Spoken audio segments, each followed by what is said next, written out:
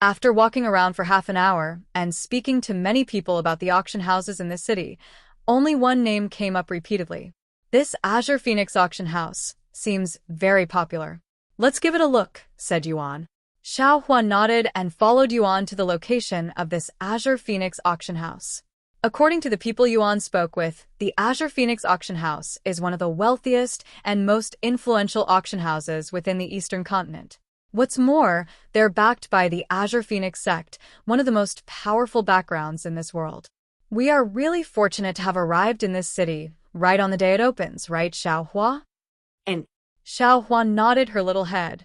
The Azure Phoenix auction house only opens once every 3 years because they have to stock up valuable treasures, and coincidentally, they came at the exact day it would open.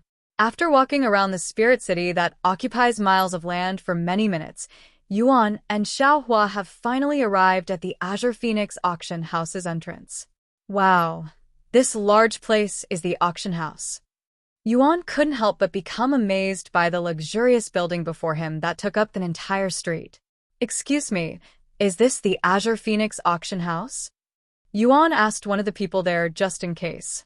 Once he confirmed that they were at the right place, Yuan approached one of two pretty young ladies standing silently by the entrance, assuming she was one of the workers here. Hello, do you work here? He asked. I do, she replied with a gentle voice. Great. I came here today because I would like to sell something here. The young lady looked at Yuan with a weird face after hearing his words. I'm sorry, but we stopped accepting things for the auction a month ago, she said a moment later. What? Yuan stood there with a dumbfounded look. The young lady chuckled and spoke. Is this your first time at an auction house? Yes. Then let this sister teach you something about them. If you wish to sell something using auction houses, you must let them know ahead of time so they can put it on a list to let the guests know. People won't go to auction houses if they don't know what will be sold, you know? They have to prepare, too. I see, that makes sense. Yuan sighed, feeling disappointed and slightly frustrated. Looks like I will have to sell these monster cores elsewhere.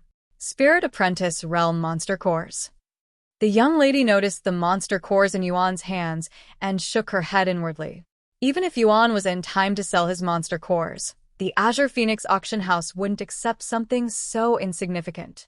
In fact, even if he brought Spirit Warrior Realm Monster Cores, the Azure Phoenix auction house wouldn't even give it a glance. The young lady did not want to disappoint Yuan anymore, who was clearly ignorant of many things, so she remained quiet. However, the other worker there, who has been watching them since the beginning, burst out laughing. Ha ha. Does this kid actually want to sell that trash at our Azure Phoenix auction house? This is hilarious. Lian Rong. Why must everything that comes out of your mouth be so foul? He's clearly very young and ignorant. There's no need to mock him. The young lady beside Yuan frowned at her fellow workers' unsightly behavior. Humph. I am only speaking the truth. And the earlier he learns, the faster he'll grow up. Why are you even protecting a beggar like him, gnawing? Lian Rong coldly snorted, her gaze filled with mockery. Don't mind her, little brother. It's not a crime or disgraceful to be ignorant at times. Gnawing tried soothing Yuan, acting like his next-door friendly sister. What's wrong with you, Gnawing? Are you perhaps charmed by this kid? ha ha ha. I wonder how the disciples at Azure Phoenix sect will react once they learn of this. Lian Rong continued laughing. Although Yuan did not mind Lian Rong's mockery, the little girl standing beside him was boiling with anger. This insignificant little ant has no idea who she's mocking. Brother Yuan is a genius among genius, a prodigy that will shock even the upper heavens. One day, Brother Yuan will become a figure that stands above all. I cannot allow him to continue being mocked. Are you done embarrassing yourself yet? Even I am starting to feel ashamed just by being beside you. Na-ing shook her head. You. Are you looking for a fight, Na-ing? Oh, do you want to fight me? Are you sure about that, senior apprentice sister? Na-ing narrowed her eyes, and the cultivation base of an expert at the peak spirit warrior realm emitted from her body. A bead of sweat appeared on Lian Rong's forehead after feeling Na-ing's pressure. Just you wait. Once we return to the sect, I will. What's with the commotion here? A strong voice suddenly resounded. A few seconds later, an old woman appeared in front of them with an annoyed face. Senior Chong. Both of the girls immediately stopped their argument and bowed to the old woman. Do not forget where the two of you are right now. Regardless of your status at the Azure Phoenix sect, you are working for me now. And I will not tolerate this kind of behavior at my Azure Phoenix auction house. I am sorry. They quickly apologized. Enough. I will deal with you two afterward. The guests are already seated. Close the doors and come inside, said Senior Chong. Wait. Just as Senior Chong turned around, a cute but overbearing voice stopped her steps. Xiao Hua. Yuan looked at her with wide eyes. What are you doing? He whispered in her ears. Don't worry, brother Yuan. Xiao Hua will deal with this, she responded with a smile on her face. Who the hell is this little girl? Senior Chong frowned when she sensed a profound aura surrounding Xiao Hua's tiny body. It gave her a dreadful feeling.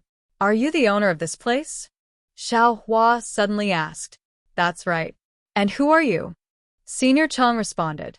However, Xiao Hua did not immediately respond and pulled out her storage pouch. Then, right before their eyes, Xiao Hua pulled out a blue dagger from the pouch. The instant the dagger was revealed to the world, an unfathomable presence suddenly appeared and enveloped the place. This presence. Senior Chong stumbled backward and nearly fell on her, but when she saw the dagger and sensed its aura. This dagger is a heaven-grade weapon at the peak quality. Heavenly Frost Dagger, said Xiao Hua, and she continued in a calm manner. Who I am is not important right now. What is important, though, is that I had planned to sell this dagger at your Azure Phoenix auction house. However, because one of your workers mocked Brother Yuan and angered me, I am now having second thoughts. After a moment of silence, Senior Chang's stiff body began trembling. Who? Who dared to offend you? I will kill that bastard for you. Senior Chang's attitude took a sudden turn, shocking both Lian Rong and Ning, who has never seen her this agitated before, acting as though someone had just killed her son. Even Yuan couldn't help but look at Xiao Hua with wide eyes. Since when did they come here to sell that dagger? And why does she feel so different right now? That girl over there. Xiao Hua wasted no time, pointing her small fingers. Senior Chong turned to look at Lian Rong, who was as pale as a ghost right now, looking like all of her blood had just been drained out of her body. What have you done, Lian Rong? Senior Chong roared at her with a furious expression. I. Unable to respond and filled with despair, the young lady named Lian Rong fell to her knees, even pissing her pants due to fear. Ning covered her mouth from shock as she witnessed this unexpected turn of events. What's going to happen now? Senior Chong, this is what had happened. Ning began explaining to her the events that took place right before she'd arrived. You foolish thing. Senior Chong was speechless. To think that Lian Rong, someone usually with keen eyes and great intelligence, to misjudge a hidden expert due to her arrogance. There is nobody you can blame but yourself for being so arrogant and failing to recognize MT Tai. She shook her head. Please. Senior Chong, you can't kill me. I am an inner disciple from the Azure Phoenix sect. Lian Rong began begging for her life. I am not the one who will decide whether you live or die today. You are begging the wrong person. After hearing Senior Chang's words, Lian Rong immediately ran to Yuan and kowtowed before him, and she begged him with a face filled with tears and snot. Please, young master. This lowly one has failed to recognize someone as prestigious as you. Yuan was speechless. This is the first time he'd seen a young lady begging for him to spare her life. Young man, although she is wronged, I would also like to request for your forgiveness. After all, she is an inner disciple of the Azure Phoenix sect. If you kill her, they will surely... Yuan suddenly raised his hand and stopped her sentence. Wait a moment. I never said anything about killing her. You were the one who spoke such words. Do not try to act as though I was the one who wants her dead. I understand. Lian Rong, be grateful. This young man has decided to spare your life. Thank you, benefactor. Lian Rong cried. Yuan couldn't but help find these people's behavior weird and unnecessarily exaggerated. Why must she be executed for mocking him? If he was to kill anyone that has offended him, who knows how many people will die? I hope this won't become a trend amongst NPCs. Yuan silently prayed. Now that everything has been settled, are you willing to sell your heaven-grade dagger at our auction house? I promise you that you will not regret it. 80 no. You will receive 90% of the revenue, and we will only take 10%. Normally, it would be 75/25, but because we have troubled you today, I am willing to make it 90/10. Senior Chong suddenly said. In fact, Senior Chong did not care about the revenue of the Heavenly Frost Dagger. All that matters to her was the reputation that would come from selling it.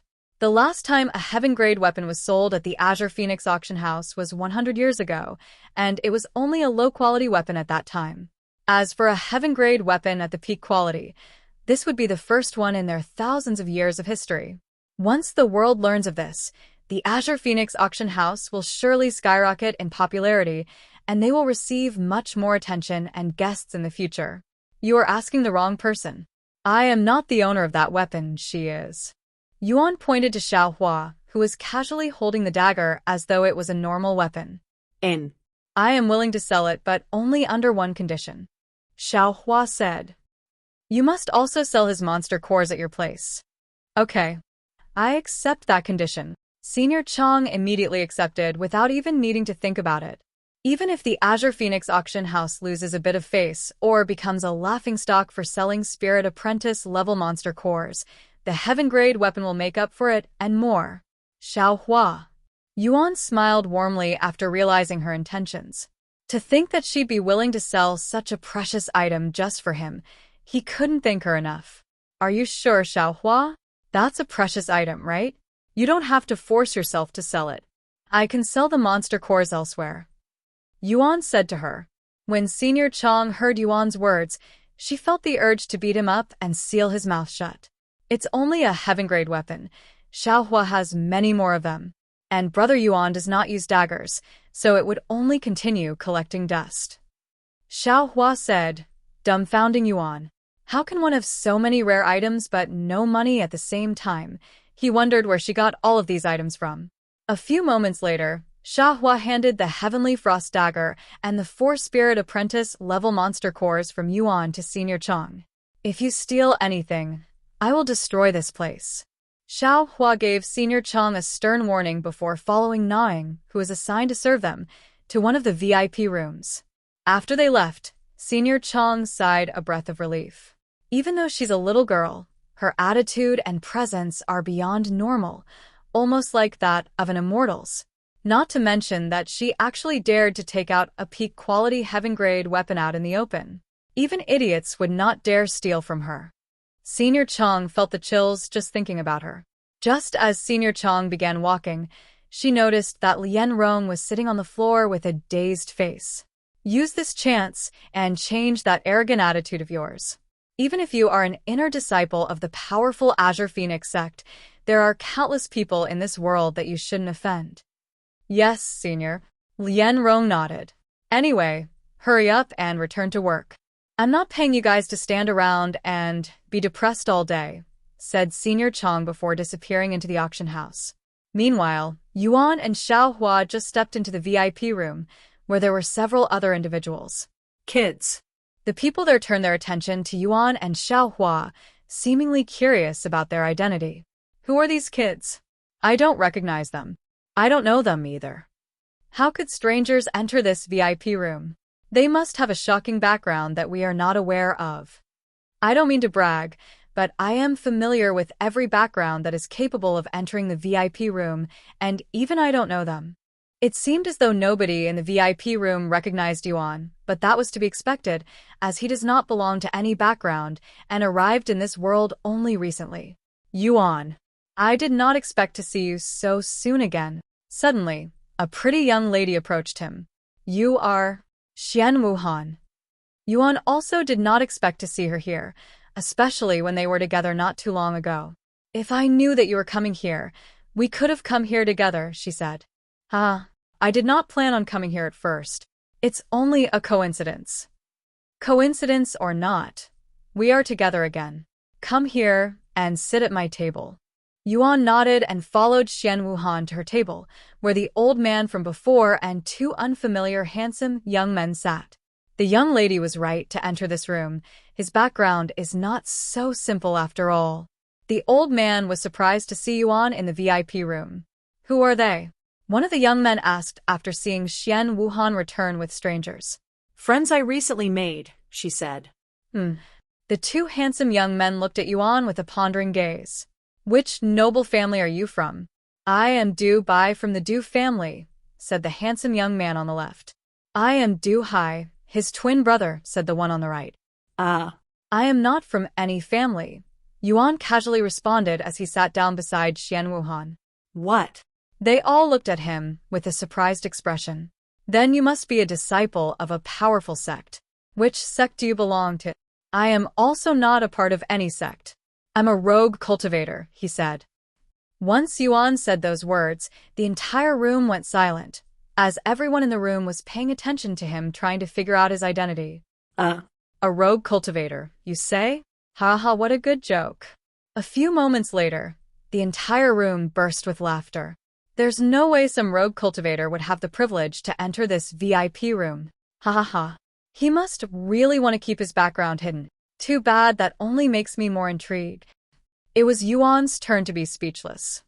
He did not understand why they were laughing at him or why they couldn't believe his words. But regardless of the reason, since they don't believe him, there was nothing he could do. And it's not as though he cared whether they believed him or not.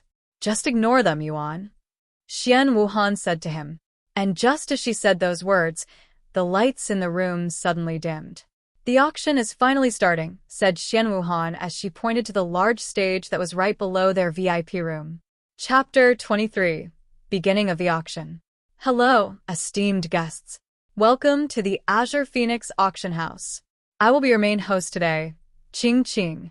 A beautiful young lady appeared on the stage with a dazzling smile and a cheerful attitude, brightening the atmosphere despite the dimmed lights. Before we begin, allow me to remind you of the rules for this auction house. First of all, once you have made a bid on an item, it will be final and you cannot reclaim the offer. Rule number 2, you are not allowed to pressure others with your background. This is an auction house, not the streets. After one warning, we will ask you to leave. And lastly, if you bid on an item and cannot afford it in the end, we will take whatever you have on hand until it's enough to pay the debt. If the debt is not paid, we will hold you until someone pays the debt. After announcing the rules, Ching Ching clapped her hands. A moment later, another beautiful lady appeared on the stage while pushing a cart covered by a thick cloth. Then without further ado, let me reveal the first item for today's auction, an Earth-grade medium-quality chest plate made of silver metal, allowing it to have nearly no weight while retaining high defenses. As long as this armor is on your body, all damage dealt by those below the Spirit Master realm will be reduced in half. As Ching Ching announced the item, her assistant removed the cover on the cart and revealed the silver armor under it. 50% damage reduction as long as their cultivation is below the Spirit Master level? How powerful! Yuan gazed at the armor with wide eyes. If he had such equipment, it would greatly increase his survivability in this world. Xiaohua noticed his desire for the armor in Yuan's eyes and spoke. Brother Yuan, although it may sound powerful, it'll only work if your opponent is below the Spirit Master level. With your talent, you'll be fighting Spirit Masters in no time. What's more, with Xiaohua here, nobody will be able to hurt you, even if they are a Spirit Grandmaster. Yuan chuckled at her confident face and nodded. Meanwhile, the Du brothers sitting on the other side of his table were glaring at the silver armor with drooling eyes. This is a must-have item. As long as we have this, we will be near invincible within the inner court. They laughed loudly. Relying on treasures too much will affect your cultivation. Du Bai, Du Hai. Xian Wuhan reminded them after seeing their excited expressions. However, as though they did not hear her, the Du brothers continued to stare at the armor. The starting price for the armor will be 100,000 gold, Ching Ching announced. 100,000 gold. Yuan could feel his heart skip a beat after hearing the price, and it was just the starting price. It's no wonder why they refused to accept his monster cores that would only sell for a measly 100 gold. 110,000 gold. The Du brother immediately bid. 115,000 gold. 118,000 gold. 120,000 gold. 130,000 gold. The price went up by thousands with each call, and within minutes, it raised to 280,000 gold. 280,000 gold. Even if there are players here, I doubt they'll have enough money to buy it. Yuan thought to himself. 280,000 gold going once, going twice, and sold. Yes. We got it. The Du brothers hugged each other with joy after winning the bid. Their family must be filthy rich. Yuan thought as he watched them celebrate. We will keep the item for now. After the auction ends, the winners may retrieve the item after paying the debt, said Qing as she called for another assistant to go onto the stage. The next item will be a spirit-grade martial technique, Fire Lotus Palm Strike. The ability packs devastating power and will also burn everything it touches. The starting price will be 10,000 gold. A single spirit-grade skill costs over 10,000 gold. Yuan was shocked. Since all of his skills were either self-taught or taught by Xiaohua, they were all free. He simply cannot imagine paying for an earth-grade skill, much less a skill at the divine grade. How much would a divine grade skill normally cost? Yuan decided to ask Xian Wuhan. Xian Wuhan looked at him with wide eyes. Divine grade? You cannot buy that kind of technique even with all of the money in this world. Ha ha ha, she laughed afterward. Yuan's jaw dropped to the ground after hearing her words. Cannot be bought with money? To think Xiaohua would be so generous that she'd give out something like that for free. He suddenly felt the urge to wrap his arms around her and embrace her tightly. A few minutes later, the Fire Lotus Palm Strike was bought by an old man in the VIP room for 48,000 gold. The third item is a Tier 3 pill, soul-strengthening pill with 80% purity, crafted by the renowned 3-star alchemist by Ming. Xiaohua, what's an alchemist? Do they turn things into gold? Yuan asked her. Alchemists are medical experts that craft special medicine with their cultivation, usually in the form of pills. Every pill has a different effect. Some can increase your strength while others can boost your stamina. Pills are usually expensive, so it's not an exaggeration to say they make gold. I see. Yuan nodded as though he understood something. Soul-strengthening pill, it has a mind-calming effect, allowing you to achieve greater results during cultivation. I want this. Xian Wuhan gripped her hands into a fist. Senior, buy personally crafted 15 soul-strengthening pill for today's auction, enough to fill 3 pill bottles, and we will be selling them separately. For the first bottle that contains 5 soul-strengthening pills, the starting price will be 5,000 gold. Yuan's eyes nearly popped out of its sockets after hearing the price. Mother of fortune, 1,000 gold for one tiny pill. If I want to earn money quickly, it seems like becoming an alchemist is the only way. Yuan's interest in alchemy was piqued. He thought that if one day he has a chance to learn alchemy, he would definitely give it a try. However, Xiaohua also noticed this and quickly lowered his expectations of being an alchemist by saying, although pills can be sold for good money, it's also incredibly hard to craft pills, and they usually end in failures unless you are a very skilled alchemist. Even a single Tier 1 pill will require hours of effort to complete, not to mention that the supplies needed to craft the pill will also cost a lot of money. What's more, even geniuses will need to train for years before they can become a proper alchemist. If Brother Yuan wants to become an alchemist, you will need a lot of money, talent, and patience. Yuan's hype for alchemists immediately dipped after hearing Xiaohua's encouraging words. Life is hard even inside a game, huh? He sighed inwardly. Chapter 24. Heaven-grade treasure. 6,000 gold. Xian Wuhan immediately bid for the soul-strengthening pill once the auction began. 6,100 gold. 6,200 gold. A few minutes later, Xian Wuhan managed to secure the soul-strengthening pill for 7,500 gold. Yes. Now I will be able to break through to the 3rd-level spirit warrior realm, she made a victorious fist. However, Xian Wuhan was not satisfied with just a single bottle, so she proceeded to bid on the other 2 bottles. After a few more minutes, 2 more bottles of soul-strengthening pills were handed to Xian Wuhan, and she ended up paying 25,000 gold for all 3 bottles. Hey, Yuan. Xian Wuhan suddenly called for him. What's the matter? He turned to look at her. Xian Wuhan smiled and opened one of the pill bottles to retrieve a soul-strengthening pill. Here you go. It's not much, but I hope we can be friends for years to come, she said while handing it to him. Yuan accepted the pill with slightly widened eyes. Thank you, he said with a smile on his face. When Yuan held the soul-strengthening pill in his hands, the system automatically analyzed it for him. Soul-strengthening pill. Tier 3. Purity. 82%. Effects. Permanently increases soul strength by 1,000. Description. A spiritual pill concocted by Bai Ming. Limit 3. It increases my soul strength permanently. And by 1,000. Yuan exclaimed. Xiao Hua then spoke. Most pills have a limitation on how many you can consume before it no longer benefits your body. These soul-strengthening pills can only be eaten 3 times before it stops benefiting your body. With that being said, even if it won't improve your body, it still has other benefits such as calming your mind during cultivation, hence why she bought so many of them. I see. Yuan nodded. Hey, why don't you give us one of those pills too, Lady Xian? Aren't we also friends? The Du brothers asked her after seeing her give one to Yuan. If you wanted some, why didn't you even try to buy it? Xian Wuhan asked them. That's because you were very eager to have them, so we didn't fight for them with you, said Du Hai with a cheeky smile. Are you saying that I only won because you allowed me to win? Xian Wuhan narrowed her eyes at him. Du Hai's cheeky smile quickly became an apologetic one and said, That wasn't my intention. Then forget it. After Xian Wuhan turned her eyes away from him, Du Hai looked at Yuan with narrowed eyes, almost like he blamed Yuan for being responsible for the situation.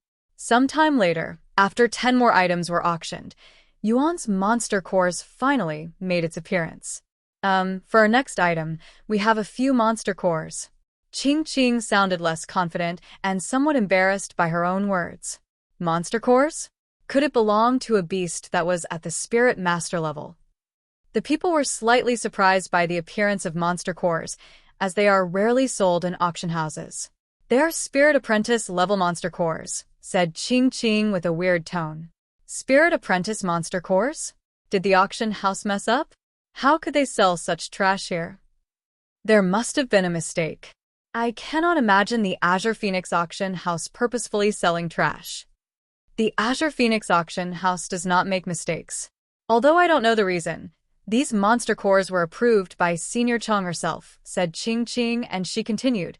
The starting price for all 4 of these monster cores will be 500 gold coins. However, nobody made a bid even after many minutes. It was an unprecedented event for the Azure Phoenix auction house. Just take those trash away from our sites. Are you mocking us with them? Nobody wants it. Du Bai shouted loudly. That's right. What kind of joke is this? Even if you are the Azure Phoenix auction house, there is a limit. Following Du Bai, other guests also began complaining. To sell something worth so little in this high-end auction house with treasures worth tens of thousands of gold was akin to selling street meat in a luxurious restaurant. The guests were feeling as though they were being mocked by the auction house. What should I do? Senior Chong told me to sell these even if we have to lose face. Qing cried inwardly. Meanwhile, in the VIP room, Yuan was slightly frowning. Even though the complaints were directed at the auction house and Qing, he felt as though they were all directed at him, who wanted to sell these monster cores. Xian Wuhan noticed the irritated expression on Yuan's face and wondered if the monster cores belonged to him. After all, he gave her one of them at the city's entrance. It's just a few hundred golds. If these monster cores really belong to him, it'll definitely benefit our relationship, and he might even owe me for giving him face. It might also be another one of his tests. Thus, Xian Wuhan spoke the next moment. I will bid 600 gold for these monster cores. Lady Xian, why would you bid for the monster cores? They're just trash. Don't waste your money on them. If you want, I can give you some at the Spirit Warrior level for free as a gift. Du Hai said to her. Shut up. Do I need your permission if I want to buy something? I just happen to need these monster cores, so I am buying them, she coldly snorted. Yuan looked at her with wide eyes. Not only did she give me a soul-strengthening pill worth hundreds of gold, but she's also buying my monster cores. I will definitely thank her properly in the future. He thought to himself with a warm smile on his face. Would you like to pay for the monster cores now? An assistant from the auction house asked Xian Wuhan after she easily won the bid due to a lack of competitors.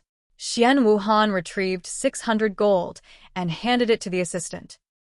I want it now, she said. Understood. The assistant accepted the money and returned a few minutes later with the monster cores. Meanwhile, on the stage, a new item was already being auctioned. For the next item, we have this piece of crystal that is of unknown origin. Although we cannot tell you the purpose of its existence, it has a large amount of chi flowing within like a monster core. In fact, if it was a monster core, it would be comparable to one at the Spirit Grandmaster level. Qing showed them the cobble-sized piece of crystal to the guests, comparable to a Spirit Grandmaster monster core. The people were shocked, as monsters at the Spirit Grandmaster level were exceedingly rare and terrifying, and they have the power to wipe out a large city like this Spirit City with ease. In fact, the last time a Spirit Grandmaster monster appeared in this world was 1,000 years ago, killing millions of people and nearly destroying the world, if not for the Spirit Grandmasters that sacrificed their own lives to kill it. When Xiao Hua saw the cobble-sized crystal, her eyes slightly widened. Brother Yuan, that's a spirit crystal.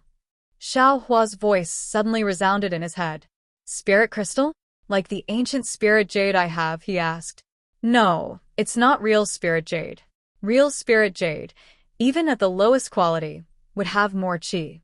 And even though it's not comparable to spirit jade, it'll still provide a big boost to your cultivation. It can also be used as a currency in the upper realms. I wonder how much chi I would get from consuming it, he pondered. Brother Yuan, you should bid for it. Xiao Hua suddenly said.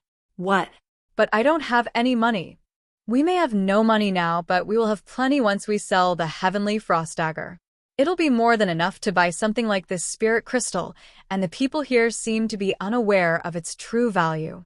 Yuan pondered for a moment and asked, Are you sure? It's still your money. Even if Xiao Hua allowed him to use the money from selling the Heavenly Frost Dagger, Yuan was not shameless enough to accept it. In fact, if he accepts it despite everything that she's already given him, it'll make him feel guilty instead. Buy it, Brother Yuan. Xiao Hua nodded with a resolute face. Okay, if you say so. I must get this piece of crystal that is overflowing with qi. If I can cultivate the qi inside, I might even break through and become a spirit master in no time. Xian Wuhan's eyes glittered with excitement. There's no way something that contains so much qi is not a treasure. It must be a treasure with a powerful ability. Not just Xian Wuhan but Du brothers and the others in the VIP room were also trembling in excitement. Since we do not know its true value, we will let the guests decide. The auction begins now. Qing announced loudly. 10,000 gold. 30,000 gold. 100,000 gold. The people immediately began bidding, and the price fluctuated quickly. Within mere minutes, the price for the spirit crystal reached 500,000 gold. Xiao Hua, it's already at 500,000 gold. Are we still going to buy it? Yuan asked her. Xiao Hua did not hesitate for a second and nodded. 500,100 gold. Yuan made a bid for the first time in this auction and in his life. This brat, he's not a simple one, as expected. The people in the VIP room glanced at Yuan with the corner of their eyes. You want to buy something when I am here? Then you'll have to ask me for permission first. Du Hai coldly sneered in his heart and raised his hand. 510,000 gold. 510,100 gold. Yuan calmly responded. Du Hai gnashed his teeth and spoke loudly. Are you purposely trying to provoke me by adding so little every time? Yuan raised an eyebrow at Du Hai's words, as he truly didn't understand why Du Hai would be upset about that. Is there something wrong with that? Du Hai trembled in anger at Yuan's response, thinking that he was being mocked. 520,000 gold. This is how you bid in an auction. What is the point in adding so little? 520,100 gold. What if I add too much and waste money? I'd rather play it safe. Yuan innocently shook his head. After all, it was not his money that he's using to bid. Xian Wuhan chuckled after hearing Yuan's words, which only fueled Du Hai's rage even further. Good. Since you want to play that game, then I will also play. 520,200 gold. 520,300 gold. 520,400 gold. 520,500 gold. After a few minutes of bidding back and forth, Du Hai was finally unable to endure it and burst with anger. You motherfucker! How dare you play with me like this? Seeing Du Hai lose control of his temper and preparing to strike Yuan, Nang, who had been standing in the background in silence, stood forward and spoke. Esteemed guest, please behave yourself. If you continue any further, we will have to ask you to leave. Du Hai, sit back down. Du Bai grabbed Du Hai's robes with a frown. Kit. Du Hai coldly snorted and returned to his seat. However, his narrowed gaze remained on Yuan even after many moments later. We cannot afford to offend the Azure Phoenix sect and give up on this treasure. Our money won't last till the end if you spend so much at once. If you want to deal with him, we can do it after the auction. Du Bai whispered in Du Hai's ears afterward. Yuan, the Du brothers are unforgiving people. They will surely try to cause trouble for you afterward. I will speak to them later. Xian Wuhan whispered in Yuan's ears when she noticed their suspicious gazes. Thank you for the warning. Yuan nodded. Although he was not afraid of them, he'd rather not have to deal with them. A few minutes later, Yuan won the bid with 550,000 gold. Esteemed guest, would you like to pay for the item now, or would you like to pay for it afterward? Nang asked him with a polite tone and a respectful demeanor. You can subtract it from that item afterward. Xiao Hua said to her. I understand. Nang nodded and walked away. Xian Wuhan raised her eyebrows at Xiao Hua's words, and she pondered. That item? Did they put something else besides the monster cores up for auction? After selling the spirit crystal, a few more items were sold. Before we start the auction for the final item we have today, allow me to introduce the owner of this auction house, Senior Chong. Ching Ching suddenly said, dumbfounding the people there. Madam Chong will be making an appearance today? How rare. The people thought. A few moments later, an old lady appeared on the stage with a wooden box in her hands. Thank you all for coming to my auction house today. Since the last item we have for today is a little bit special, I will be conducting the final auction. Senior Chong spoke in a low voice, yet her voice echoed in every corner of the room. After saying those words, Senior Chong opened the wooden box and revealed the beautiful dagger resting inside. That aura. It's a heaven-grade treasure. Without even needing Senior Chong to introduce the Heavenly Frost Dagger, the people there were already able to tell what kind of treasure it was from the profound aura that was shrouding the blue dagger. It's really a heaven-grade treasure. Ha ha ha. I have lucked out by coming here today. Even though I won't be able to afford it, I am already satisfied to witness something so valuable with my own eyes. The crowd went into an uproar after the appearance of the Heavenly Frost Dagger, as the last time something this precious appeared in the public was 100 years ago. Chapter 25. End of the auction. Elder Jia, we must buy this heaven-grade treasure at all cost. Xian Wuhuan said to the old man beside her with a serious expression. I agree with the young lady. Although it might get expensive very fast, heaven-grade treasures do not appear very often in this world, and this one appears to be of great quality, too. Du Hai, this treasure. Of course, we're going to try and bid for it. Even though we might not win, we cannot simply sit here and do nothing while there is such a treasure before us. Du Hai spoke with a regrettable face. Although the Du family has decent wealth, compared to the other esteemed guests in the VIP room, their wealth is nothing significant. However, even if there's the slightest chance they could buy the heaven-grade treasure, they will surely try. The VP room quickly became chaotic, and everybody there looked at the Heavenly Frost Dagger with covetous eyes. Even if they have to use all of their money and replace the food on their dinner table with water for the next 10 years, they felt that it would all be worth it if they obtained the treasure. Once the anticipation within the auction house was at its maximum, Madame Chong spread her arms and spoke with a wide smile. Then, without further ado, let the bidding for this peak quality Heavenly Frost dagger begin at 10 million gold. Despite the outrageous price, the people at the auction house began bidding like animals. 11 million gold. 11.5 million gold. 13 million gold. Within minutes, the minimum price for the Heavenly Frost dagger increased to 21 million gold. 21 million gold. Yuan listened to the biddings with a dazed face, seemingly in disbelief. He cannot even begin to imagine what he could do with that much wealth. 25 million gold. Xian Wuhuan suddenly shouted. The sudden high bid by Xian Wuhuan slowed the bidding pace briefly, but after a few moments, it returned to normal. When the bidding reached 30 million gold, the pace finally slowed down permanently, as only very few individuals there could afford to bring out so much money.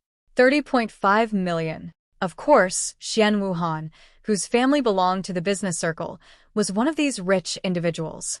31 million. 31.5 million. After a few more minutes of bidding from the same three people, a new voice suddenly resounded. 40 million gold. The voice was profoundly calm, causing everybody in the VIP room to turn to look at the person who just spoke. However, that person had not been in the VIP room since the beginning, and the people there wondered when this person arrived. That's Qi Jiguang from Heaven and Earth Palace. What's he doing in this place? Someone there exclaimed after realizing his identity. What? The Heaven and Earth Palace. Although most people there were unfamiliar with the name Qi Jiguang, they all gasped in shock after hearing the name, Heaven and Earth Palace. That man is at the peak of the Spirit Grandmaster. He's considered as a peak expert in the lower heavens.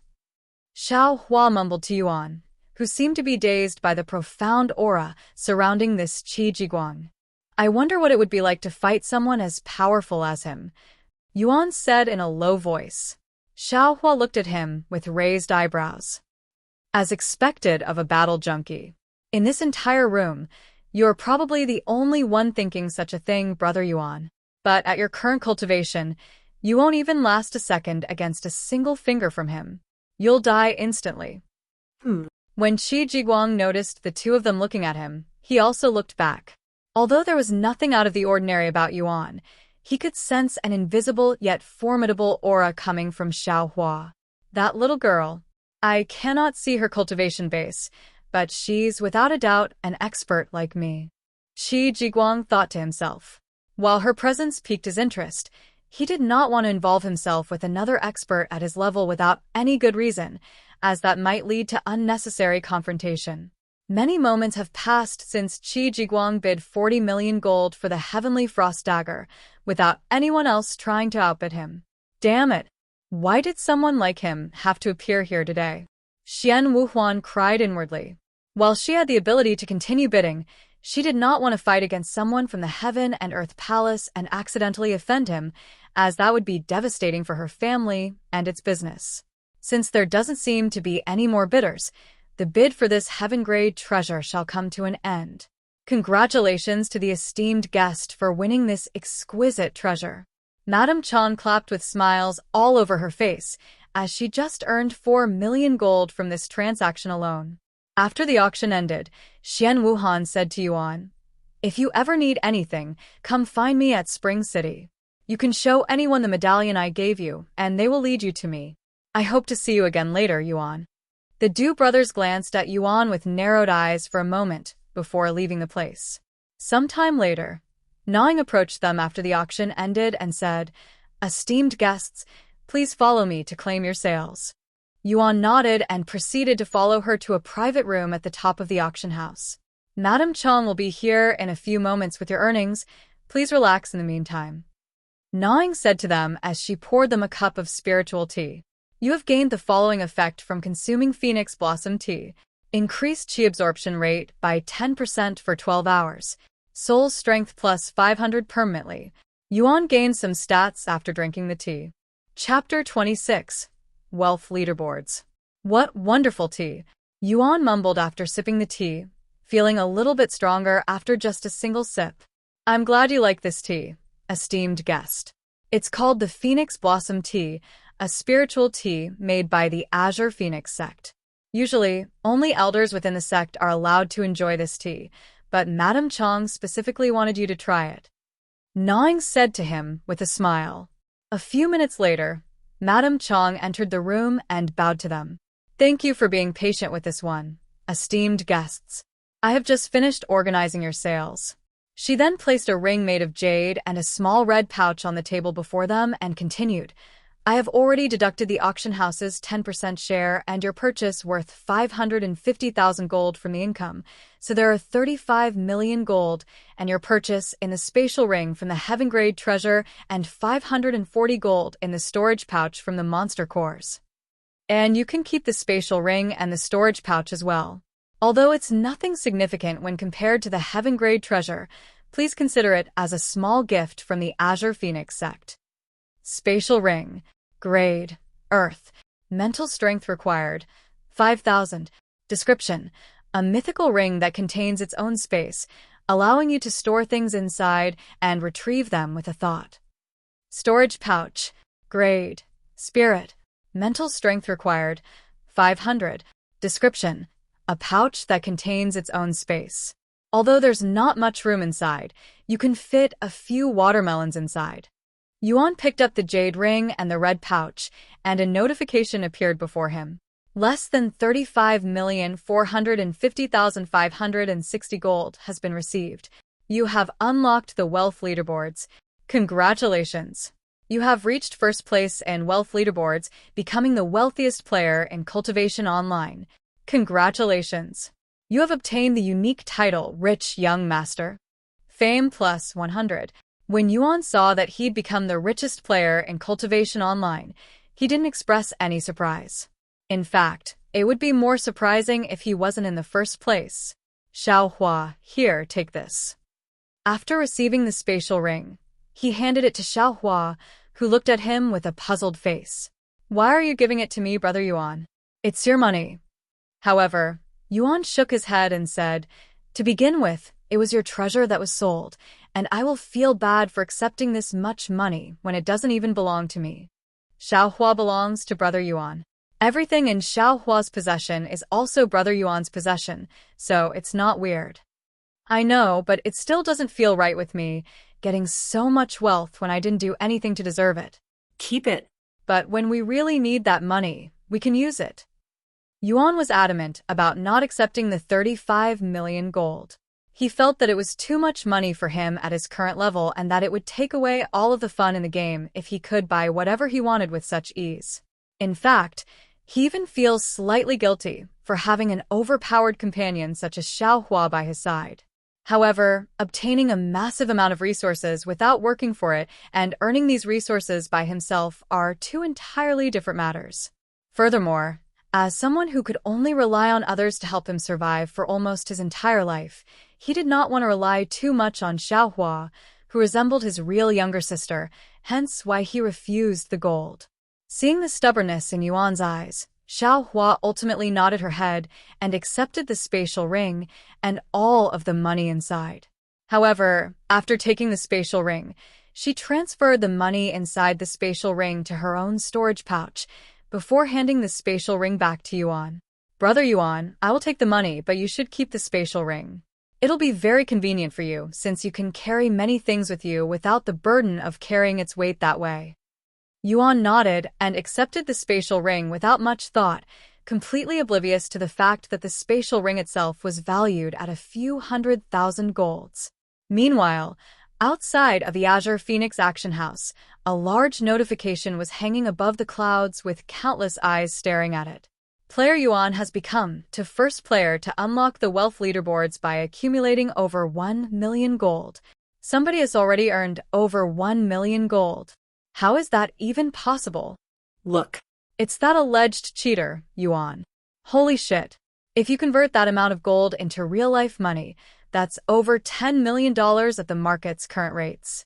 Since Cultivation Online is a video game, a very popular one at that, there would obviously be people using the game to make profits in real life by trading in-game currencies for real-life currencies, and at the current state of the game, a single gold coin was worth around $10 in real life. This type of business is usually called real-world trading, RWT for short, and is against the terms of service for most online games out there. However, despite being against the terms of services, there are many people who would rather go out of their way to use such services to strengthen themselves in-game than to waste time and effort to earn them fairly.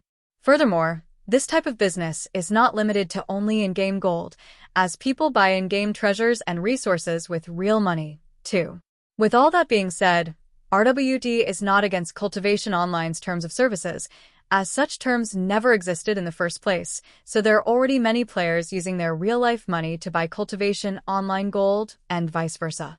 If Yuan were to convert all of his in-game gold to real-life currency, he'd have over $350 million right now. But of course, Yuan is oblivious to such a business market, thus such thoughts never crossed his mind. If you ever need to sell anything to our Azure Phoenix auction house, please come by again. Madam Chong handed them a badge with the auction house's name on it. You have obtained Azure Phoenix Auction House Diamond Pass.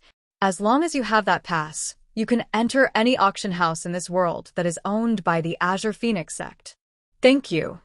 After accepting the pass, Yuan and Xiao Hua left the auction house. Chapter 27. Stuffing his face with food. Once Yuan and Xiao Hua left the auction house, they wandered around the city aimlessly. What should we do now, Xiao Hua? Now that we have enough money, maybe we should better gear ourselves for the future. However, Xiao Hua merely tilted her head in a puzzled manner and spoke, but Xiao Hua has plenty of treasures you can use. Yuan showed a bittersweet smile and said, while that is true, I cannot rely on you for everything. I want to work hard and earn my own equipment too. Xiao Hua remained puzzled, and she asked, Xiao Hua has noticed this for a bit now, but why does Brother Yuan want to work so hard? If it were someone else in your shoes, they would surely take advantage of the situation and not do so much work.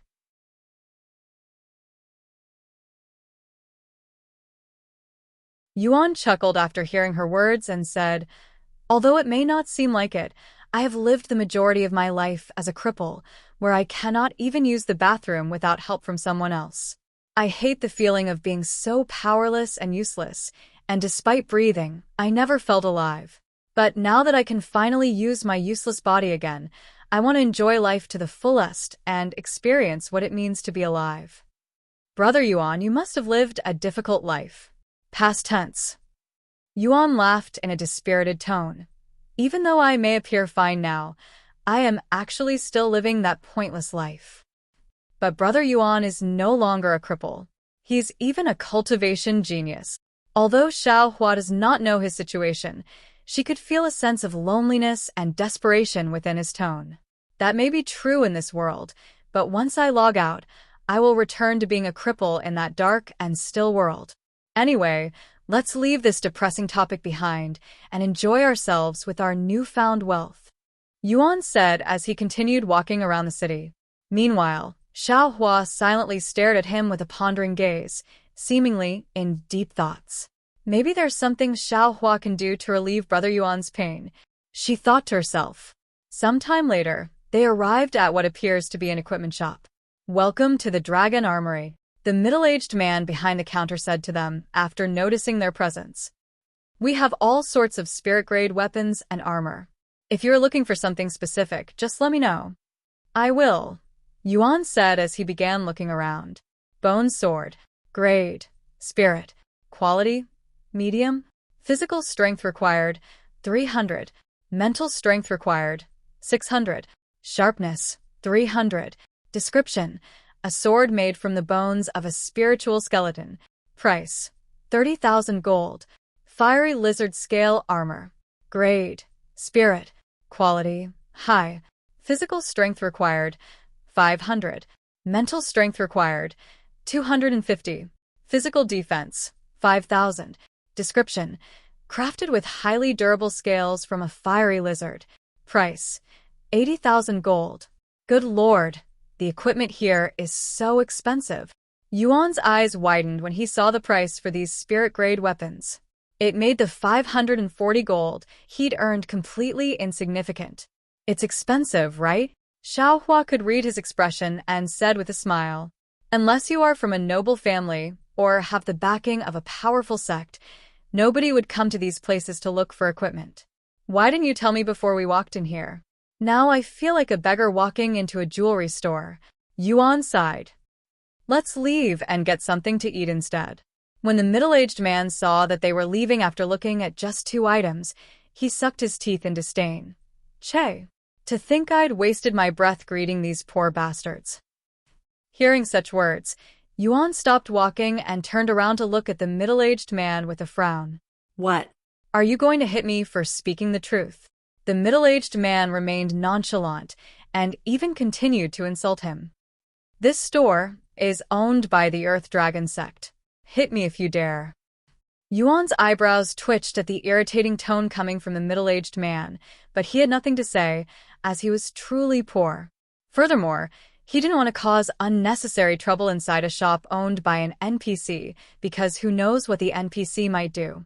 However, Xiaohua was not as kind as Yuan, and she despised people looking down on Yuan, her beloved master. A moment later, she retrieved her storage ring and pulled out 2 peak-quality heaven-grade treasure, one in each of her small hands.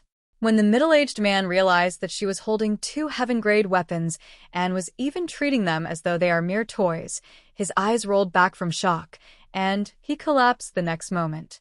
That's what you get for bullying Brother Yuan. Xiaohua sneered inwardly before putting away the heaven-grade weapons and leaving the store with a satisfied expression on her cute face. Once they left the store, Yuan and Xiaohua went to a nearby restaurant, where they proceeded to fill their stomach with delicious food.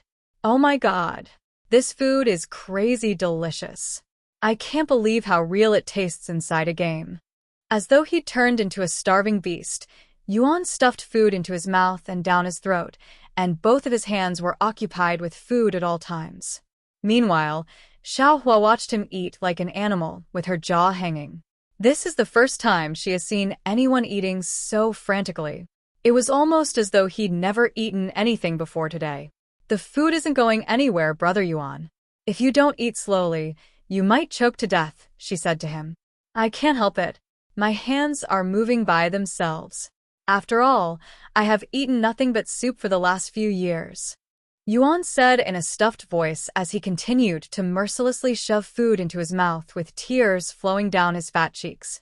Xiaohua merely shook her head before she began to eat her own plate of food with elegance. Chapter 28. Cooking Techniques.